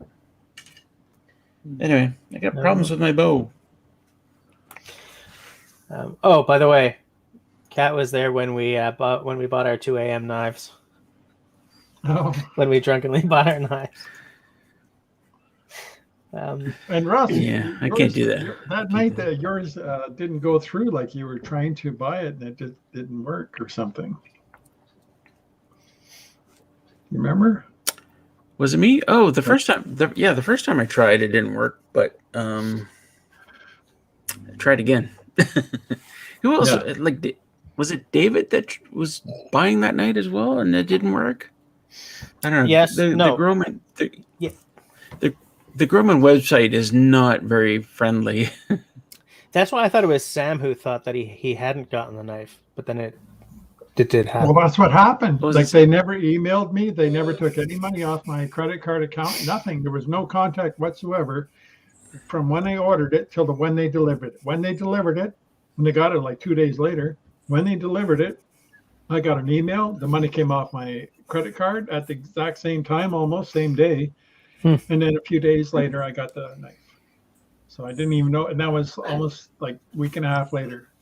Yeah, that sounds like Groman, all right. That's definitely been my experience. And I went online and looked at on the map, like what do you call it, YouTube Maps, and looked at their little shop there. Man, that is a lot smaller operation than I thought it was. Yeah, it's really small. Yeah. Absolutely. Shawnee is asking where you take a bow to get fixed. And I have a tertiary question on that. How expensive are those arrows? Expensive. I mean, these ones are like $15 each. Wow. So if you lose 3 arrows, you're out. 45. Yeah. Yep. I'm in the middle of moose hunting right now, and no luck. I had a lot of rain. The whole week it's constant rain and rain and rain. I mean, I just hope. I think Sunday is supposed to be nice weather, so I'm hoping I can get some cold weather and get the moose and start traveling. Are you? How many in your group? Sorry. And what are you hunting with? I'm hunting my crossbow. And is it 2 or 4 of you hunting a one moose? We got 8 in a group. Are you up sort of in the gas bay? The Casper, yes, 8? I am. 8 in your group, and how many tags do you have? We have we got 8 tags, but I mean right now we got in the cow tags we have 4 cow tags. You have cow tags. Interesting. Wow, a lot of moose in that area. Holy shit! That's way up there. Yeah. When I used to go moose hunting, I went to Gaspésie as well. Yeah. Wow, When we start hunting for the rifles, it's going to be the 15th of October. Yeah. Which I'm happy cools down a little bit. It'll be a little better, I suppose. That was the time I went. I went for rifle season. That'll fill your freezer pretty quick. Hey, Cat Max says that the knife that you and I bought our drunken knives, she bought a Groman number 4. She just doesn't want to show it to us. Gave me a very special model. Hey, Now, Russell, What? I will show Russell my knife. Yeah. So you can see. I mean, you can see it. I'm not very 10 years old, he said. I can see Yeah. it. I can see it. That's very nice. Yeah. I'm taking a look. Shawnee is asking Fab Online what his go-to food prep knife is. To me, or No, there's a lot of conversation going on in the side chat. I'm just taking a look. Cat Mac is asking what we all had for supper tonight. Friday is pizza night in my house. I had breakfast for dinner. I was feeling lazy. Did you? So that like toast and peanut butter, or is that like a granola? Scrambled eggs, a bagel. I think Russell has a number 1 and a number 4 Groman at this point. So I feel like I have to buy the number 4 just to catch up. I figure if I keep catching up with Russell, at one point I'll have an off-grid cabin. Hopefully with a disco ball. With a disco ball. I will definitely have a disco ball. You get Russell to turn his light on and turn the ball on. Yeah, it's after 10. It's 11 o'clock. Yeah, the party will start. any of you guys moose not at all, or up your area? Well, I used to, but I went to the Gaspé. I used to also hunt for deer around it was this area called La Macaza, kind of near La Belle. Okay. Between La Belle and shite, I don't remember. But like La Macaza is like 1,200 people, including 800 people in a prison. You know, so it was good deer hunting area, but we lost access to the land. I never have, but there is certainly moose hunting in the north of Sweden. Oh, I'm sure of it. It's kind of a team sport. There's a lot of radios and organization. Yeah. And Moose rules. have no chance. Yeah. Yeah, and moose hunting in Newfoundland is big. Yeah, from what I hear. Yeah, absolutely. I have a Les Stroud knife here. Which one? Just 1 second. It's probably one that I got from Canadian Tire. 1 second. Oh. Are you at your hunt camp right now, Steve? Yes, I am. I thought it had sort of a hunt camp look to it. Yeah. To say it's a hunt camp with good internet. Yeah. Nice. Oh, it's the Camillus. Yeah. It's like a parang or something. That's What's that? What kind of what do you use that kind of knife for, Steve? Well, I just bought it just mostly for show. I usually chop in some limbs and stuff like that, but I don't really use it for. I was going to say if you were cutting a trail, that would be very handy. Yeah. Well, I did use it. I did use it in the past. Weight? Is it heavy? Is it a heavy knife? Well, it's not. Well, I mean, it's not light, but I mean, it's not that bad. I mean, yeah. I don't even can see it. Really, I'm looking from here. It doesn't look very. Yeah. Hey, it Outdoor looks really Daubers light. here. How's it going? Nice to see that name pop up. Sweet. I have a question for Russell. Russell, can you hear us? Yeah, you can hear. Okay. How did you make out with your culvert? Oh, did you get a culvert in the end? The culvert? No, Russell. The well I was digging? Yeah. No, you were. I haven't done anything with that. I'm just curious. No big deal. Because I remember you were looking for culvert, but buying it brand new was a non-starter because it was so bloody expensive. Then I think you were trying to get some off Kijiji or something, right? Do we have that right, Russell? I'm sorry. My internet hung up there for a second. I didn't hear Sam's question. Oh, I was just asking. I saw your question about looking for a culvert on Discord, and I was wondering if you got one. If you. Yeah, no, I didn't. I asked my neighbor Dan where he got his culvert from, and he pointed me to a company in, I think it was Kingston, and it was like, I don't know, like $400 or $500 for a 6-foot section of culvert, and I thought, my God, that's really expensive. And at the moment, we're pinching pennies because of the condo and City Girl needs a new car kind of thing. So, I mean, I'll probably buy it anyway because it would be a really good thing to have. But so really is that expensive. culvert like? Are you going to sink it for the well? Yeah, essentially. Okay. Oh, that's. I thought you needed it for a crossing. Oh no. No, I'm looking at $287 actually for a 2-meter piece. That's actually not that bad. I bet the shipping. No, but is going to be almost as expensive.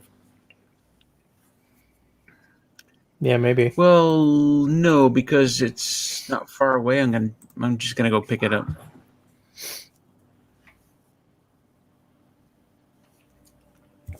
Strap it to the roof of your Toyota. Yeah. Speaking of culverts, look at this. Here's my thing. Beef. Okay, so it's Mountain House. All right. Oh, Yeah. This is the thing that's good till March 2035. Yeah. And it's interesting. The consistency is really interesting. It's like really dry, of course. It's like, but it actually tastes really good. And is there meat in there? Yep, sure. Why not? I mean, it's beef stroganoff. Oh, that beef, of course. What am I asking? So, but like, is that a family-sized meal portion then, or are there other little packets in there? That's many meals, but you scoop it out. It's by the scoop. I mean, oh yeah. Okay, by the scoop. If it's like one person, it'll last like 5 or 6 meals. If it's a family, it's one meal, pretty much. I mean, we tried it. We fed like 3 kids, 3 adults. It was one meal. Right. How much did that cost? I have no idea. I bought it years ago. I could probably look it up, maybe. But it was. I bought 6 cans in a box. Let me try and look it up. 6 cans in a box.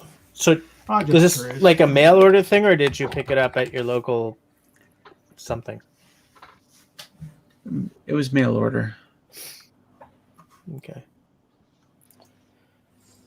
Just want to check something out here.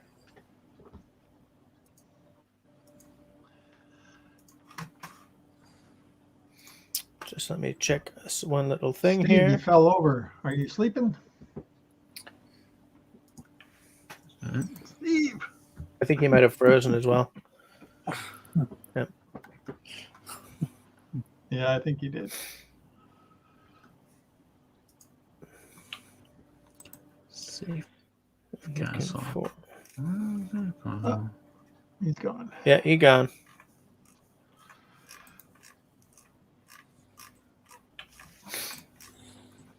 Okay, I was just looking for oh well. Guess you don't feel like putting your disco light on, eh? Yeah. Russell? Not tonight. No. Shawnee says she wants to try nutrient survival for meals in a can. They look tasty.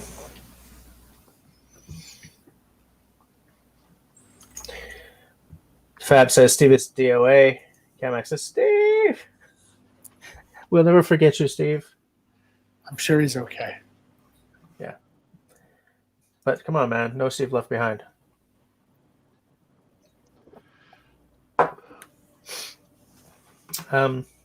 How many moderators do I have here tonight? Well, Dauber just showed up. So it's just you and him? And I think Russell too, right? Wow. Yeah, I'm just scrolling back and it's like there are no little wrenches here. Wow, that's weird. That's the big difference between Friday and Tuesday. Do you see why I'm asking? No.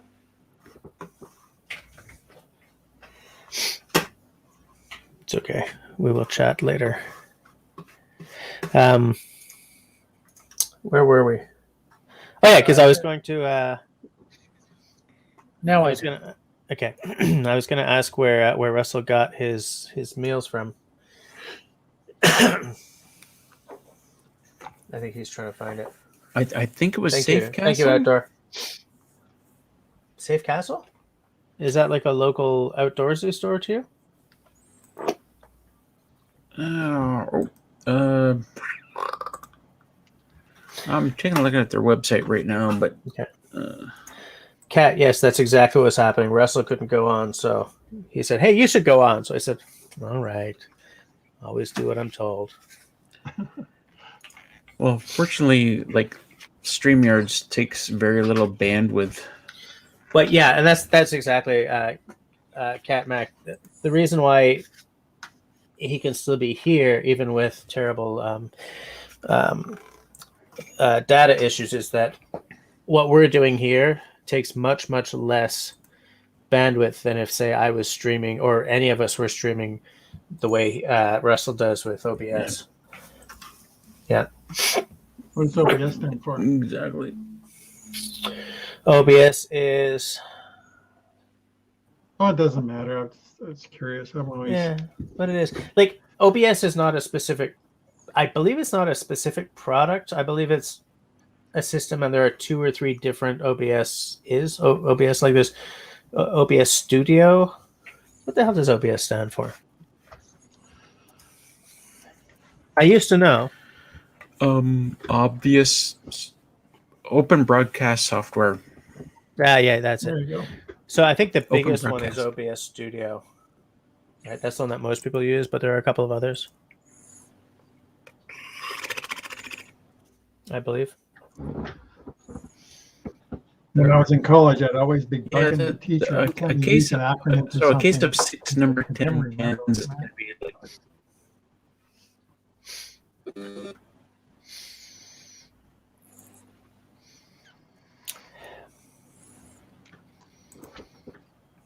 I think Russell just froze on us. Yeah. Oh, No, there he's back. Oh, there he is. He's back. Okay. Hold on a second.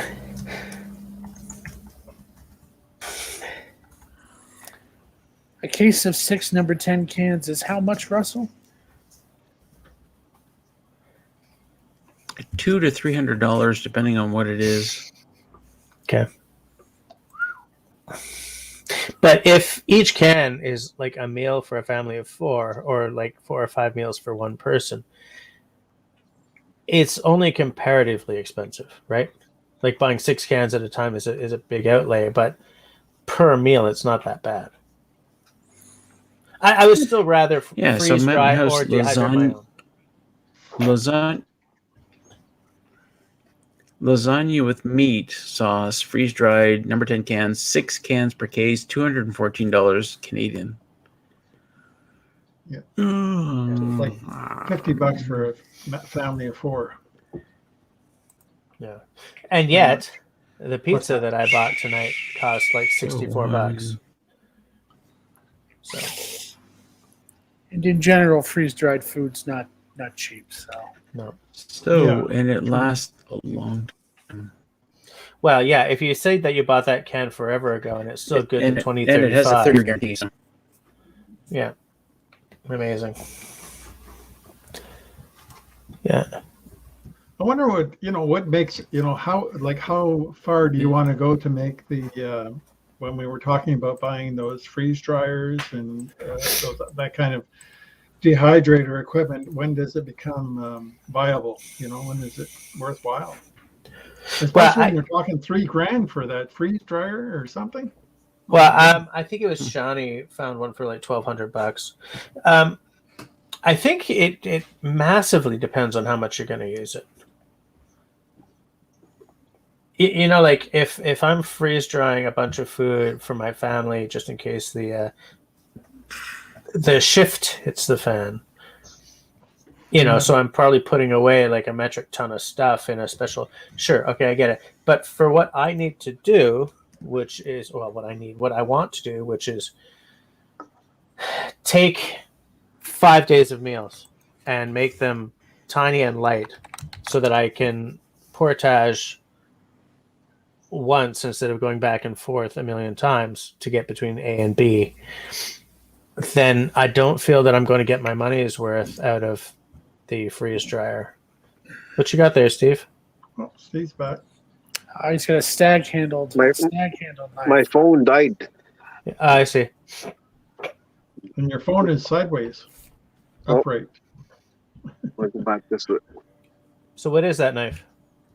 I don't know what it is. This was my father's hunting knife. Okay.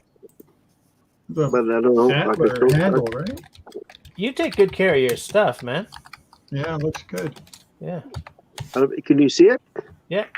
Yeah, what's the label on the blade there? Yeah. What does it say on the blade? My God.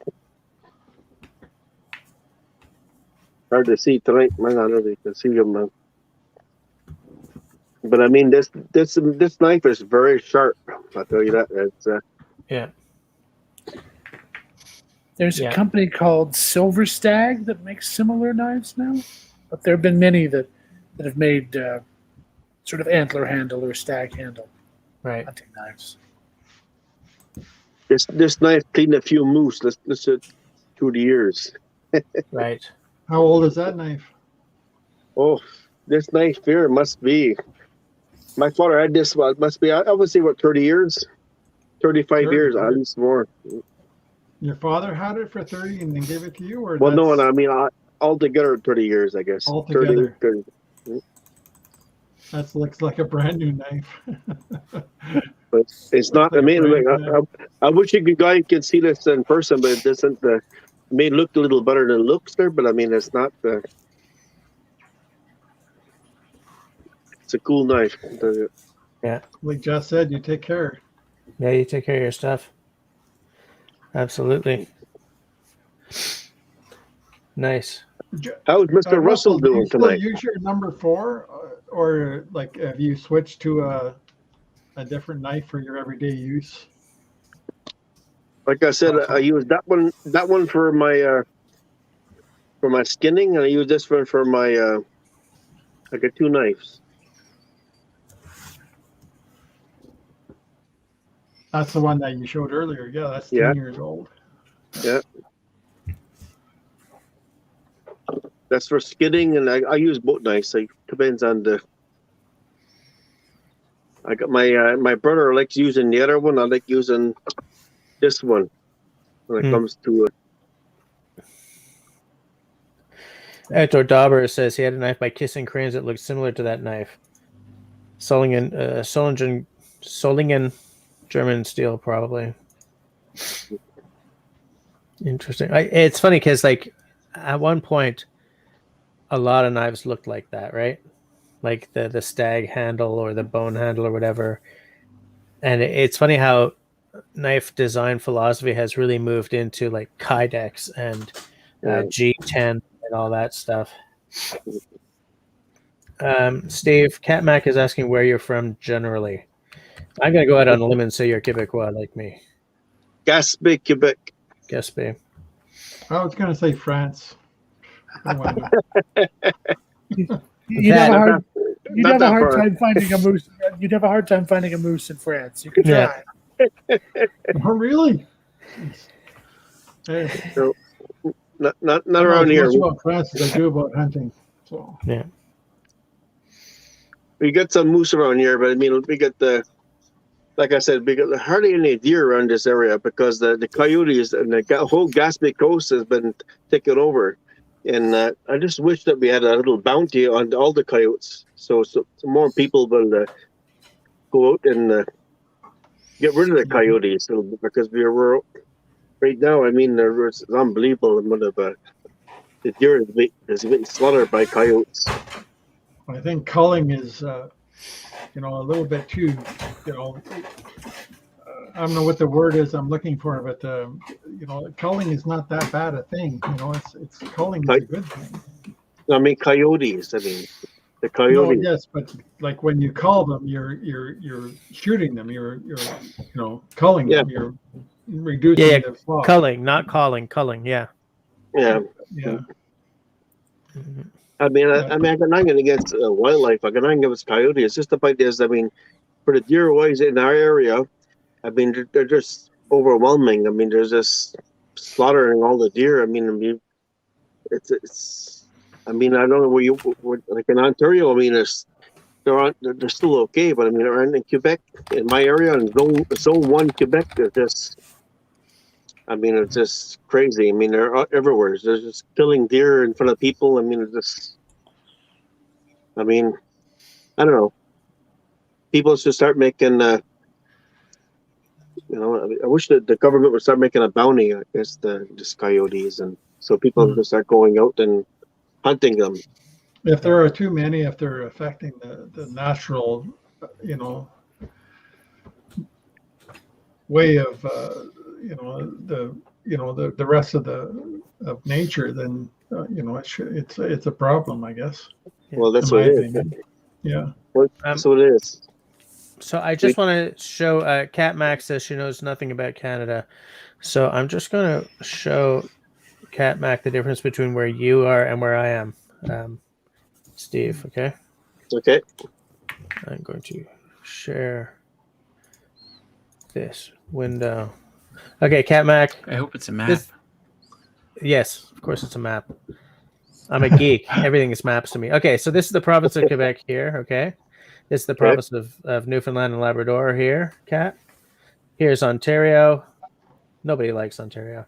Down here's New Brunswick, PEI, Nova Scotia. I can't see your mouse. Are you moving a mouse over there? Sorry, yes, but I'm doing it on the wrong screen. Okay, so. Oh, there we go. This is where I live down here in Montreal. And Steve lives here somewhere. Oh, okay. Okay. We ain't going to get any more exact than that, obviously. But around there, it's a beautiful part of the province. Absolutely, dark skies at night. It's amazing. I like this area too, the Saguenay up where the Boreal starts and everything. It's beautiful. But yeah, so we're a good 13 hours from each other, I guess, eh? You guys must have seen Per Se Rock. What's that? That's right. Rock, if you Google Per Se, question I shouldn't have asked there. It's right there. It's a like seventh wonder of the world, as they say. Oh, yeah. I never heard of it. Well, then again,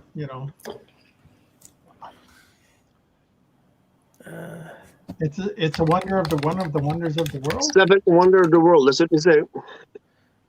I'm looking for it. Per Se Rock.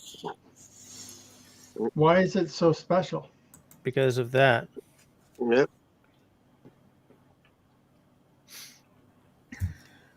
We get about 500,000 people visit Per Se every year. Yeah. But anyways, I was just sort of clarifying because Kat said she didn't really know much about Canada. It's pronounced Canada, right? Yes. I know you have a lot of French influence there. No, I'm just kidding. I love what Outdoors says here. Canada is known for a football week beer and artificial maple syrup. I'm going to do maple syrup this year. This is my first year. I'm going to do it at my cabin. I got my. Good for you. I want to do. My cousin's going to support me with all the information I need and stuff. I'm going to do it this year. You going to boil it down? Good for you. Yep. 40 to 1. Yeah, 40 to 1. That's what it takes. But yeah, I have a lot of maple up here, so I'm going to give it a try. They do a lot of that here too in St. Joseph's Island, which is just east of Sault Ste. Marie. Russell, you got anything up your way? I can't hear Russell. Maple any syrup maple production? Any maple tree, Russell, up your way? Nope. No maple trees up my way. No. I'm just typing something to Grace here.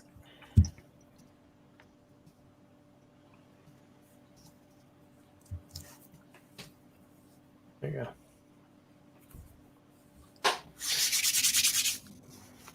I guess Grace was asking what the rock was called, so I was just letting her know that it's per se rock.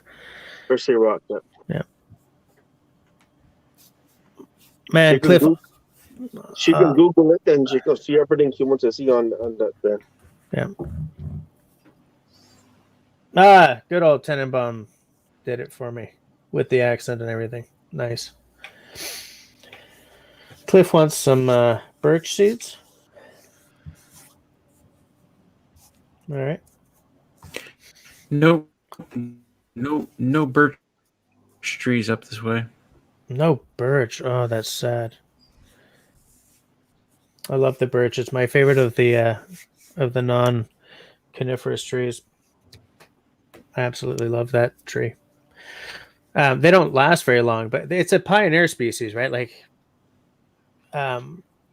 there's a whole section of forest out here at the Morgan Arboretum that at one point was an ash, and they all died out at some point. So birches moved in.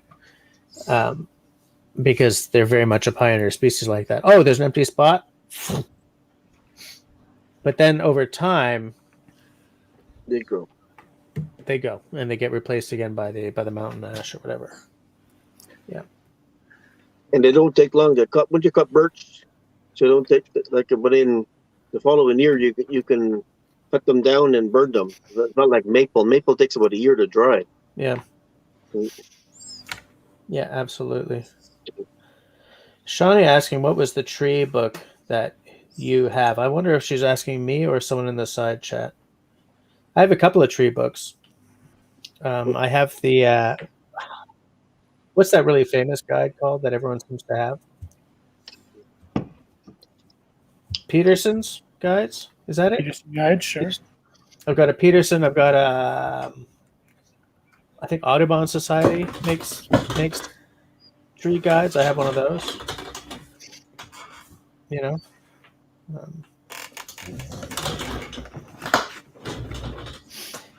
Catmac, obviously we all relax by getting on screen with each other and making nuisances of ourselves. She's probably right. With a little touch of nature in there for good measure. I mean, you know. Cliff, no, we have aspens up here, like quaking aspens or whatever they're called. Trembling. What the hell? Both.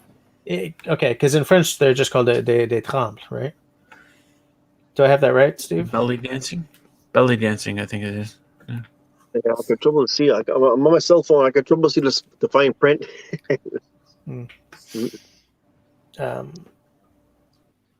Yeah, we have trembling aspens around here, but I think that aspens are related to poplars, man, because they look like maybe not twins, but at least brother and sister. You know what I'm saying? Yeah. And poplars are related to birches, so yeah. Yeah, that's true. So yeah, I guess you're right. They're all related in I find the best firewood where I am is yellow birch. They call it. Yeah. You have yellow birch around there. Yeah, I have. Is it called yellow birch or golden birch? Well, some people call it golden birch, but I call it yellow birch. I find that's the best firewood I can find. I find it dries. It dries fairly well, but also it burns the best, I find. Really? Because I find maple. It's like the maple. Well, maple's going to burn longer. Maple is nice, like for a long hot burn. Yeah. Whereas it takes a longer time to dry. I feel like once you cut it, it takes a longer time to.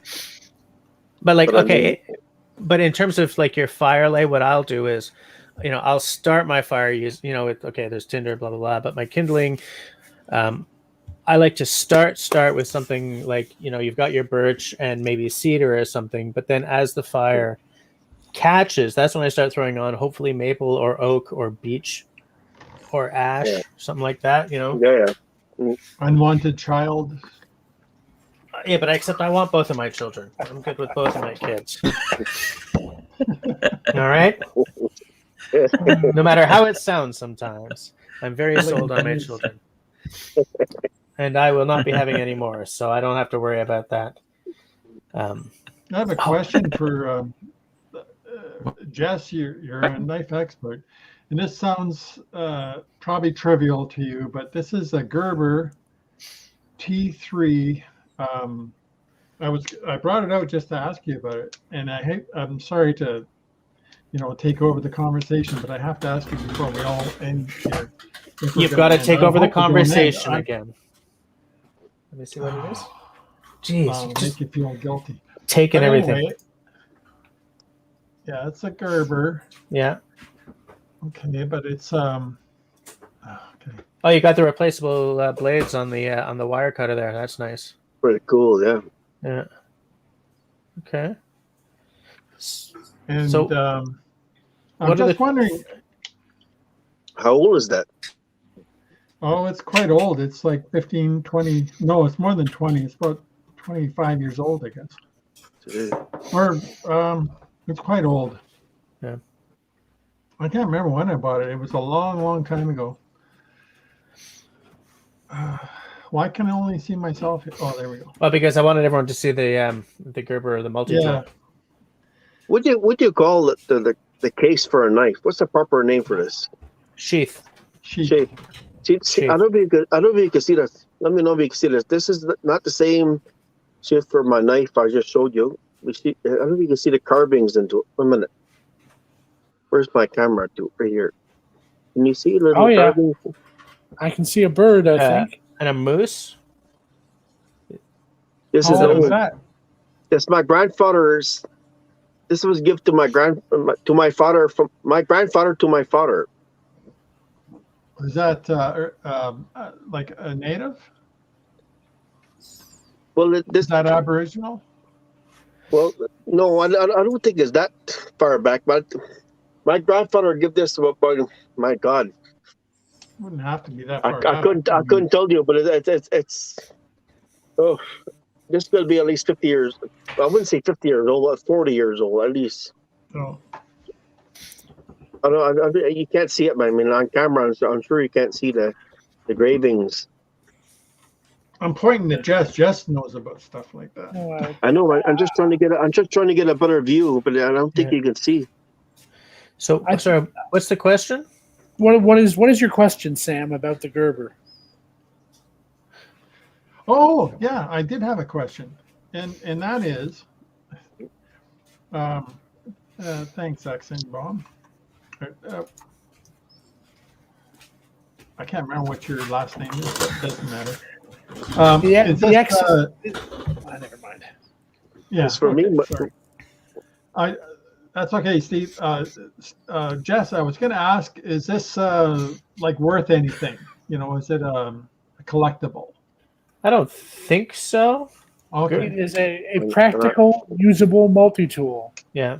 It is. It is very usable. I mean, it has a ton of really good, super sharp. I lent it to somebody. Look at that. That's what happens when you lend out your knives. You got to be careful about that. Don't lend your tools. He thought that was a screwdriver. That's what happened there, asshole. But it's probably worth $40 or $50, which is what it would cost to get you another decent multi-tool. Yeah. Well, not that. I was thinking more of the uniqueness of it. I'm not sure that it's rare or anything. I think it's pretty much mass produced. So yeah, but it's a Gerber T3. So if I went on eBay, do you think I could find 10 of them right now? Can you? Can prove it to me? No, okay. Yeah. By the way, Steve, on that sheath that you were showing, you're going to redo the stitching along that edge? I don't know. Can you see it at all much? I don't know. Yeah, it looks like the stitching along the bottom edge, that would be very easy to redo with some nice sinew or something, and then like one more rivet, because you've got a rivet missing. And that's a nice old sheath. I love those old sheaths. I love that old stuff. Yeah, I'd bring that up. And so it's like what the carving is that a moose, and then some birch, and then some fir branches under it or something. Yeah, there's all mixed up. Mostly antlers, deer, some moose. Yeah, really nice. Sam, Cliff says he has the exact same Gerber as you. Is it? Oh, I wish I can get his email. He can send me some photos. Okay. Yeah, right.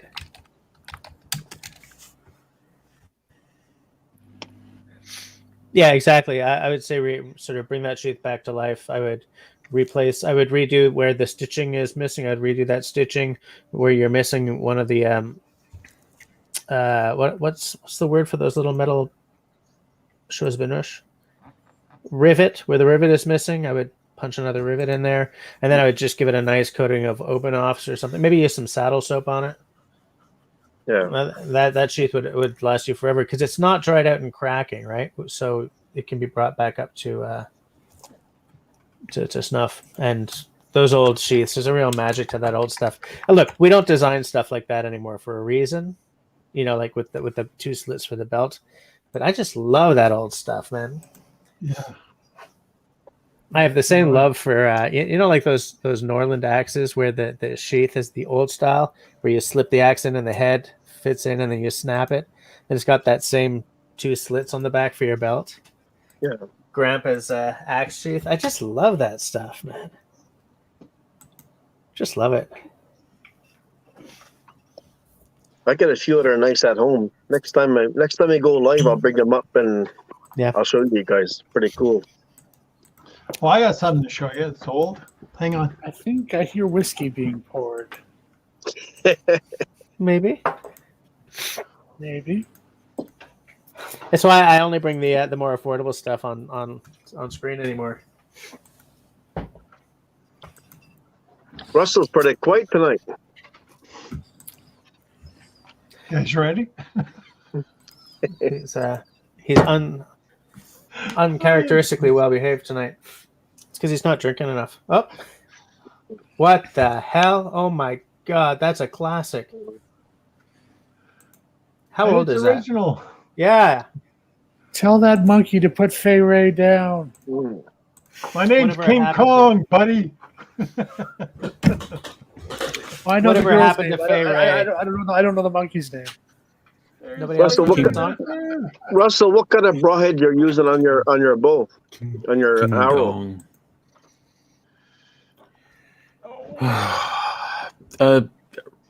Four-sided broadhead. No, is it that I like to see it. Can you throw it to the camera? I can't believe you took us down. I can't believe you took us down from King Kong's dong to my broadhead era. I can go look for it. King Kong's shut up. I'm gonna go. There was a broadhead joke in there somewhere. Yeah, and I almost went there, but then I was like, no, stop. Well, like. Really? Is this really how my live stream is going to go? I'm sorry I got here late. You're there. Can you see my? Okay. Can you see the? Keep them in the plastic just for safety's sake. But everybody's showing their. This is one more broadhead than I have arrows for. Okay, I see it. Got to make up. Yep. Well, you can see it from here by my crossbow. I think I'm dragging this conversation down. What are you talking about, man? You just showed a vintage King Kong, and then I started with the lyrics to Whatever Happened to Fay Ray from Rocky Horror Picture Show, and nobody bit. I never heard you. That's because everybody else was being too fabulous, I guess. I just can't handle this. I just can't handle this. This is vintage. It is 1964. This little dealie, and this is I have the original in the box too. Are you like a collector of things? Those things, yes, I have about. Okay. Well, when I bought them, it was about $3,000, which is a little overpriced. But that was about 10 years ago or 15 years ago, and I still have them. Right. But that was one that I bought that was already put together. Right. If There's I a get my couple own of. place, I'll display them all. There's some questions happening in the side there, and I'm a little. That's happening a little too fast for me. Dauber says, in my AO, I don't know what AO is. We have quaking and big tooth aspen. We have tulip poplar also, as well as several species of birch. All three are different genus. Isn't tulip poplar good for bow drill sets? Am I wrong about that? Like for the spindle on a bow drill set? No? No, I don't think so. Or is it good for the hearth? I don't know.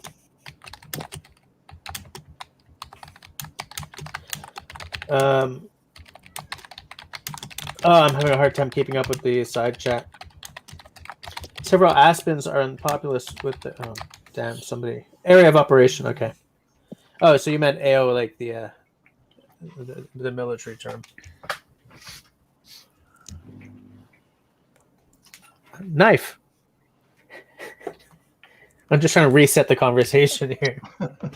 It's like I don't know how many of you guys do a lot of whiskey tasting, but when you're doing a lot of like, okay, this, sometimes what you have to do to reset your nose is just like smell your elbow, because what you're doing is or like your arm. No. It can't be that, Russell. It has to be something that, because your own scent resets your senses. So you can do this, but it has to smell like you, and that resets your senses. So I was resetting the conversation about like, knife. So Russell farts.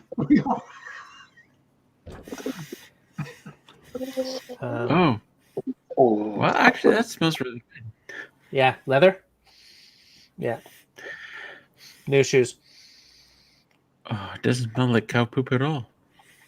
Nice.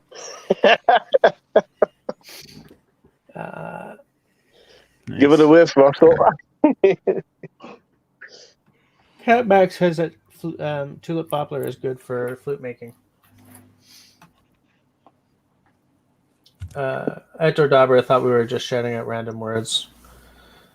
Well, we could. Dude, it's 1:45, so at this point, all bets are off as far as I'm concerned. All bets. 5:45, you mean? For you, yeah. Absolutely. Oh my God. You have the kind of stamina that I haven't had in years. That's 5:45 a.m. Yeah, AM. Either that or a sleep disorder. We'll have to decide which it is. Well, yeah. We can take that conversation offline for now. Russell, all your exterior wood, what is it again? It's not cedar, you said. I can't remember what you said in your videos. Just pine. Pine, eh? That's cool. Yeah. Nice. I do love the smell of a pine forest. Oh, for sure. You did a nice job with that staining and it looks great. It does look very nice. Thanks, Sam. I haven't even touched the outside of my cabin in over a year, but yeah. You better get on that. It does look nice to Russell. Nice. Actually, I'll tell you what. I haven't told many people is my neighbor Dan, who I'm setting up a solar power system for, and my Bluetti power station for. Bluettis, yeah. I've set up a bunch of stuff for him. In return, I want him to come here and finish the outside of my cabin, which is a great deal for me because I've got most of that stuff for free except for a couple of solar panels, and set it all up for him. I spent days over there, and he's really good at doing, I don't want to say carpentry, but like all the stuff that I need to be done on the outside of the cabin. He knows the board and batten. He gets eaves and like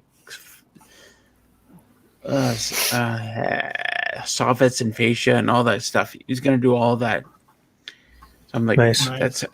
that's a win-win. So all the people who have said to me over the last few months, why don't you finish the outside of your cabin? I'm like, I don't want to say anything, but I'm waiting for Dan. Dan's going to do it all. If I lived close to you, Russell, and if you didn't mind me coming to your place, I'd do it. I'd be your slave. Like whatever you needed done. And I'm very, very good. I'm very handy. I'm very, technical. I'm very good at what I try to do. I'm always successful at whatever I try to do. I can help you with that, and I would do that. So I'm going to tell something funny to everybody here. Yeah. So a lot of people have said, "Hey, I'll come help you with the cabin. I just, I'll stay in a tent. I'm not working. You don't have to pay me." And I'm like, put a video on YouTube of yourself, and just tell me about yourself and your experiences. Just put a video on YouTube, unlisted, and share it with me.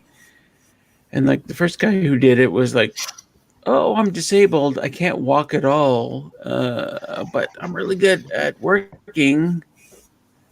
Like, for fuck's sakes. Maybe not great with ladders. Like he talked a good game. Like he talked a great game up until that point. So, and I mean, that's been my experience with a lot of people. And like, they're like, "Oh, I'd love to come help you, but I have like 6 warrants in my state for like burglary and stuff." That's right.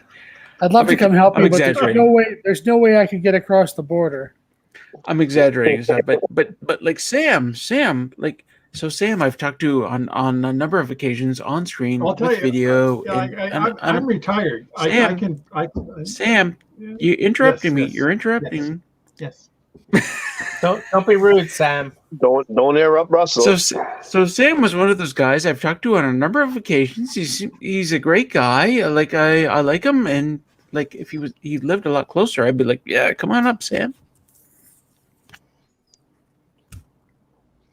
I'm done. Go. I'm done now. Go ahead, Sam. Go, Sam. You gotta go. Yeah, I give shit to people for the exact same thing that I just did to you, and I don't blame you. And it's mostly family because they interrupt me all the time.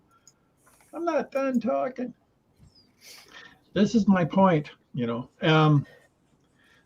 don't know. You're only about 7-8 hours from me, really. I'm just thinking. What general area are you in, Sam? I'm generally in Sault Ste. Marie, generally, like close to the, pretty much center.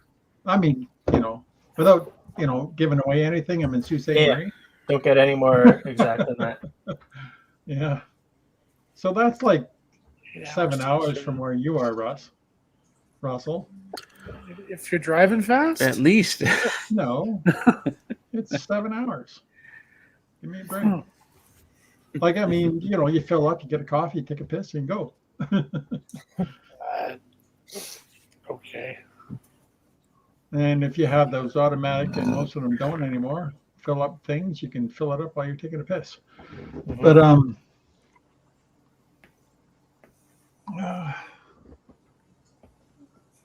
yeah, I could do that. I could do that. There's no reason I can't.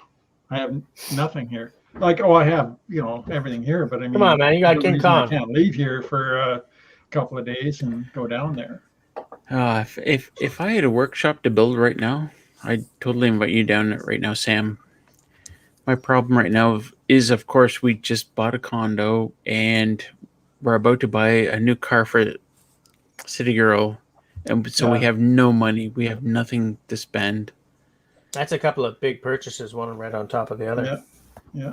And like if I had the money to build the workshop, and we need the workshop. I can't express how much we need the workshop. Oh, I was talking about finishing the siding. Like when I love Russell's vehicle. I like that.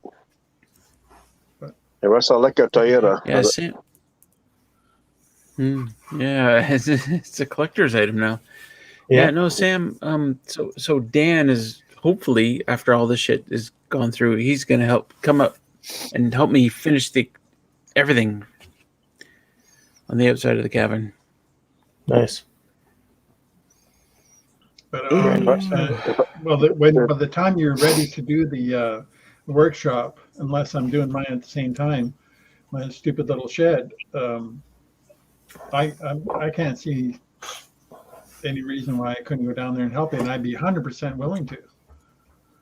Oh, me too, Russell. If I was close to you,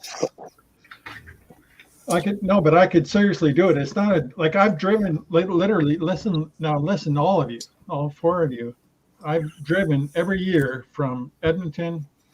Well, sometimes I flew, but about 75% I flew or drove from Edmonton to Sault Ste. Marie nonstop and back again, nonstop. That's about 30 hours. Why would you drive to your place with no problem at all? Yeah, don't do that, Sam. No, but no, Don't I'm do just that. telling you, like, distance is not an issue. Is my point. And I know, but No, it's not. Driving distance is an issue. It's like, can you poop in a bucket? Are you? oh, you mean like staying at your place? Primitive conditions. No, I don't want to get technical here or personal, but For God's sakes, please don't. I peed in a bush before. you do poop in the bucket. Does it have to be a bucket? Can I just You poop could on just the ground? Hang your arse out over the edge of the balcony, I guess. No, but you know what I'm saying. It's I get it. How does this? No, it has to be a conversation bucket. end up so awkward? I have a bucket. That's all I do now, anyway. Like I Squat in the pot. in a bucket now. You guys are ruining my live stream. What kind of topic is going on here, man? I don't know. I just wish it would stop. It's going crazy. Squat and drop. Knife. You guys are killing me. Good live stream, Jess. Yeah, it's great. I'm so glad you suggested I do this tonight. Jess, you ever been to Gaspé? All right, Jeff. Me? Yes. Yeah, I used to go hunting there for moose. Which part you said you was? I don't bloody remember. Saint Vianney area. Okay, that's more north where I am. Yep. You must have been like toward the Gaspé, like the Gaspé city itself. I mean, Ish, maybe. yeah. Yeah. Stunning, beautiful. Man, last time I went, when we got there, there were 4, Elion. What do they call it? Elion? What the hell are they called in English and French? They're big. They Museum. look like, no, they look like dinosaurs. propellers. They look like propellers. Wind turbines. French-made houses. They had like turbines. Prostitutes. they had 3 of them on the first day that we were there. We were there like 5 days. They had 3 just poking up over the hill, and then on day 2 there was just like at the beginning of one popping up, and then on day 2 the whole thing was there. I mean, those things go up so bloody fast. Yeah. My brother works for LM. That's the biggest company in Gaspé right now. LM Turbine, and they're shipped all over the world, basically all over the world. I should say all over North America. Mm-hmm. They're pretty cool. Yeah, Shawnee, I'm not so good with the words sometimes. Catmax, apparently everyone's been drinking. Oh. Wait a second. Bettina says, "Oh my God, I was dozing off, and then I start to pay attention again and see this. Russell telling Sam wanting to drive 10 hours to poop in a bucket, but not a bucket. I think I'll doze again." What do you mean you're dozing off? Are we bugging you? Are we keeping you awake? I Are we wasn't keeping telling you him from your off. beauty sleep? No, you weren't telling Was him I off. You were turning just, him off? I don't. nah, you were just pulling his chain. I can't see how many people's on the channel. How many people is watching right now? 10. 10? So Let out me of the check 10 people, something. out of the 10 people, Well- how many people have been to Percy, Quebec to see Percy Rock? 10 Let's give a plus thumbs us. up. Let's give a thumbs up to the channel if you did. I'm sure you did. Even seen a picture of Percy Rock. Oh, I seen a picture. Well, everyone's seen a picture because I showed one on screen. Except for Russell. Not Russell's going to see a man about a hearse.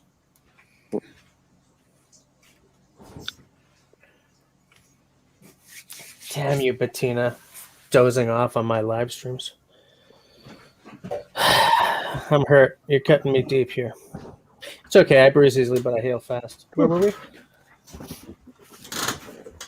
Percy Rock. Kirsty Rock. What you're drinking, Russell? Probably Budweiser. Can't see Blue you. Jays beer. It's Budweiser. I'm drinking a Blue Jay. Well, you have Blood it, Carly? of Blue Jay. Blood of Blue Jay. Yuck. Blood of Blue Jay. They make it out of Blue Jay. That doesn't sound disgusting at all. Yes. I have unfortunately done some damage tonight to this bottle of my fine Canadian whiskey. Yeah, I went from I feel like because Russell's here, I have to do from there down to here. How many fingers? I've definitely done 3 fingers tonight. Yeah. Absolutely. Jess, Yeah. Jess, here's what I'm looking at. Hey, this is a sad thing we can't get in Quebec. Yeah, but we used to be able to get it. Well, We used shit, Steve, where'd you get that from? Well, New Brunswick. New Brunswick. Well, not New Brunswick, Ontario. That's what my uncle sent to me. Okay. And I also got it from. The first time I ever tasted it was from, like I said, it was maybe 6 months ago, and I can't get it in Quebec. How much does it cost you? Bought from well, For one? It's not that expensive. I don't cross bending because my family is send me away, and then Oh, well, that's nice. Mm. I noticed that when Russell was buying it down south in southern Ontario, it was $3.80 or something like that on the shelf. I noticed the price, and here it's in Sault Ste. Marie. It's like four. I think it's almost $5 for Yeah. one. Yeah. I don't know why. Like, give me a break for crying out loud. I'm gonna have to get it online. Get it online for like a case and send it to me. Yeah. I think it's because of me. Oh, maybe. I said, "Hey, you need this." And But the first they're like, time I tasted David, the first time I tasted it was Dave Evans send me a few bottles to try it, and Really? Oh, good yes, for him. and it was on the Dave channel, and I mean on Dave has- Russell's Oh. channel. I mean Russell's channel, and Dave Evans saw it, and he saw me talking to Russell about it, and he sent me a couple of bottles, and ever since then Wow. I've been hooked to it. Wow. Oh, He's wait, one cool guy. wait. Steve M. Are you Steve Method? Yes, Yeah. I am. Oh my God! All this time, I'm like, oh shit, Steve. I've been on your channel. I've been on your channel for a long time, Russell. Yes, No, I Steve know. is one of I- yours, I- Russell. He came to me know. through you, I think. I know. Steve Method has been around for like forever, but I'm like, Nice. Steve. I don't know who Steve M is. Shit. He's right there. I'm so glad I was here for this moment. I'm sorry, brother. I've been, Peace wrong, out. Yeah. Russell. I've been around your channel for a long time. Oh my God. This live stream has gone completely off the This is rails. what happens. Okay, this is what happens when so many people comment and chat in live streams and stuff, and I recognize their names over and over and over again, but they come on screen and it just live stream, and I don't know what you look like, and you don't use your full YouTube name. So I'm like, oh, Steve M. Yeah, whoever the fuck you are. Yeah, that's cool. But You have a Steve much Method, better opinion of him now, I imagine. but Steve Method is a cool guy. Yeah, Steve. Fuck. Well, But- it's compared to neutral. I just dropped a link for Russell and Steve in the side chat, by the way, of how you can make your own lime cordial, which is quite similar to that roses stuff. I see something like that online already, but I never really. Really? Oh, excuse me. There's a recipe to make lime cordial? Yeah. I didn't know that. Yeah. It's like a boot full of sugar and a little bit of lime and some Citric water acid, in there. tartaric acid. Leave out the boot or you include it? Because The juice of 3 large limes. Yeah. It's all relative, though, isn't it? It's a relative recipe. Like it's all, it's up to you, like how much you put in and what. No, it's a 3/4 teaspoon of citric acid, half a teaspoon of tartaric acid, 3/4 cup granulated sugar, 1.5 cups water, 2/3 cup freshly squeezed lime juice. Follow the recipe. Yep. I was just kidding around. I hardly Sorry. taste the beer. Like, I mean, it's weird the way it's one shot of this stuff. I mean, I'm gonna make some. Holy shit, Yeah. that's Steve Yeah, Method. I would love to see the result of that. Yeah, Yeah. I'm gonna make this. Yeah. I'm gonna print Holy this. shit, And I can't get over that Steve Method. Steve! I've All been this time. I've been messaging you, private messaging you all this time, Russell. You only see me I now. know. I'm like all this time. I'm so fucked up. Before I figured this out, I'm like, oh, Steve is one of Jess's friends. Steve, like, Francais, je m'appelle Russell, kind of thing. Check their message. No. Hey, check their message, Russell. I've been messaging you as a while, talking about your compound bow. No, I know. I know. I feel so fucking stupid right now. Anyway, It's not your fault, Russell. No, Come it's on. totally my Russell's fault. a cool dude. tell him it's his fault. Don't. Jeez. It's totally my fault. No, God. Russell is far from stupid. He's a cool Dick, dude. Russell.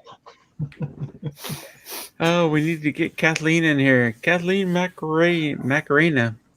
No, that doesn't sound right. Hey, Macarena. That's not the name. Kathleen, come on, join us. With a name like that, you got to have her in. I think I'm Bettina actually could also join us. I'm going to call it a night, so I will make some All room right. for somebody else. Good morning, Mr. Tenenbaum, and I will speak to you soon. Good night, Good evening Tenenbaum. to you all. He's a good Can't guy. say Tenenbaum is a good guy. I like him. Yeah. Tenenbaum. He's like the only one of you guys who have actually met in person. I tell you what was funny. I was on Canoe Hound's thing Tuesday night with Jim and Ted, and I was on the after hours party, and it was funny because it was like Jim or Ted, I can't remember who panned the camera around, and Dennis said, "You know these guys, right?" And I'm like, "Nope." And it's like, "Oh, that's Pine Martin." I'm like, "Oh, shit, I guess I do know that guy." And then he's like, "Oh, that's Nate." Oh, I guess I do know that guy. Shit, I'm sorry. Wow. Ian, the web Was lord, it- shows up now, by the way. Hi, Ian. Ian, totally Ian a the web spider, lord. isn't he? Ian's a spider. Ian the spider. Is my video a little better right now? I think you can see Yeah. me a little bit more. That's good. You get a bit Bettina of was a- dozing again. You Tamara get a nap. bit of a glare down the Steve, but it's nothing to worry about. No, I got a big light on my cabin right now. There. Yeah. Right there. Yep. Yeah. Yep.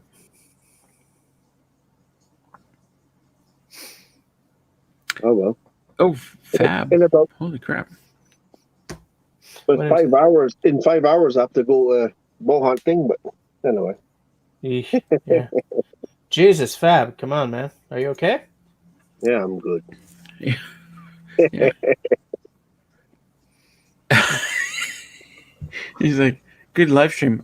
I'm dying, but good live stream. Yeah. Crumbs, man. So when you were mentioning earlier, Russell, to ask Steve to turn his camera sideways the first time, you didn't know it was Steve. No. Because I could tell the way you said it was you didn't know who, like you've never, you didn't met him, you never met him before. Right. I was waiting for him to say something, but I'll tell you what it is, Sam. That's one of the reasons why people joining our Discord, I say, match your name to your YouTube channel, because then I'll know who you are. Yeah. You know. Absolutely. And so many people. Okay, there's this also thing called parasocial. What is it called?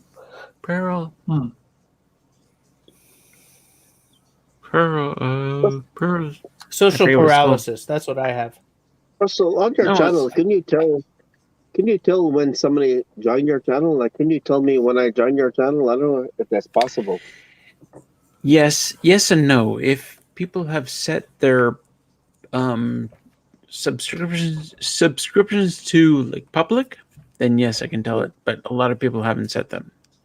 I don't know if I did. It seems to me I can't remember the last time I prescribed to you. I mean, I've been watching you a long time, but I just can't remember the last time I prescribed to you. I was thinking about that probably about a week ago. I was just trying to figure out when the last time I prescribed to your channel. But let's play this game then, Steve. What was the first video you watched of mine? Yeah. But you know what? That doesn't matter, because I was about to say to Steve that it's incredible how many channels I watch and watch and watch, and realize that the only reason they're appearing on my For Me channel is because I've watched them before. And I'm like, I have never subscribed to this person. Click. Well, I wouldn't be on this. I wouldn't be talking to anybody right now if it wasn't for Russell, because I watched Russell first, and then that's how I started to get never running right now. That's exactly where I'm at too. Yeah. Exactly. Yeah. And it's nothing. Cheers to Russell. Cheers to Russell. Thumbs up. Everybody knows Russell. But we didn't hear Steve answer the question. What's that? Exactly. We didn't hear Steve answer the question. When did you? Sorry, Russell. Say that again. I can hear. When did you first notice Russell on YouTube? What was your first contact? Well, I built my cabin. I mean, right now, probably about 2 years ago, and I was researching all kinds of stuff like cabin ideas and stuff like that, and that's when I came across different ones, and I came across Russell. 2 years ago. And yeah, but about 2 years ago, maybe a little bit over 2 years ago. I'll say about 2 years ago. And to tell you the truth, I started watching Russell. That's for sure. Yeah, I started watching Russell, but I didn't subscribe to him right away because I was looking to see ideas how to build. And I see when I first watched the first episode of Russell, he already had his cabin. See me was like built, right? So then I just maybe about a week later, probably about 3 weeks later, then I was starting to subscribe to different channels, and then I was back. Yeah. Yeah. Since then. Crazy. Great story. Yeah. And then I started seeing Russell with his incredible wood splitter.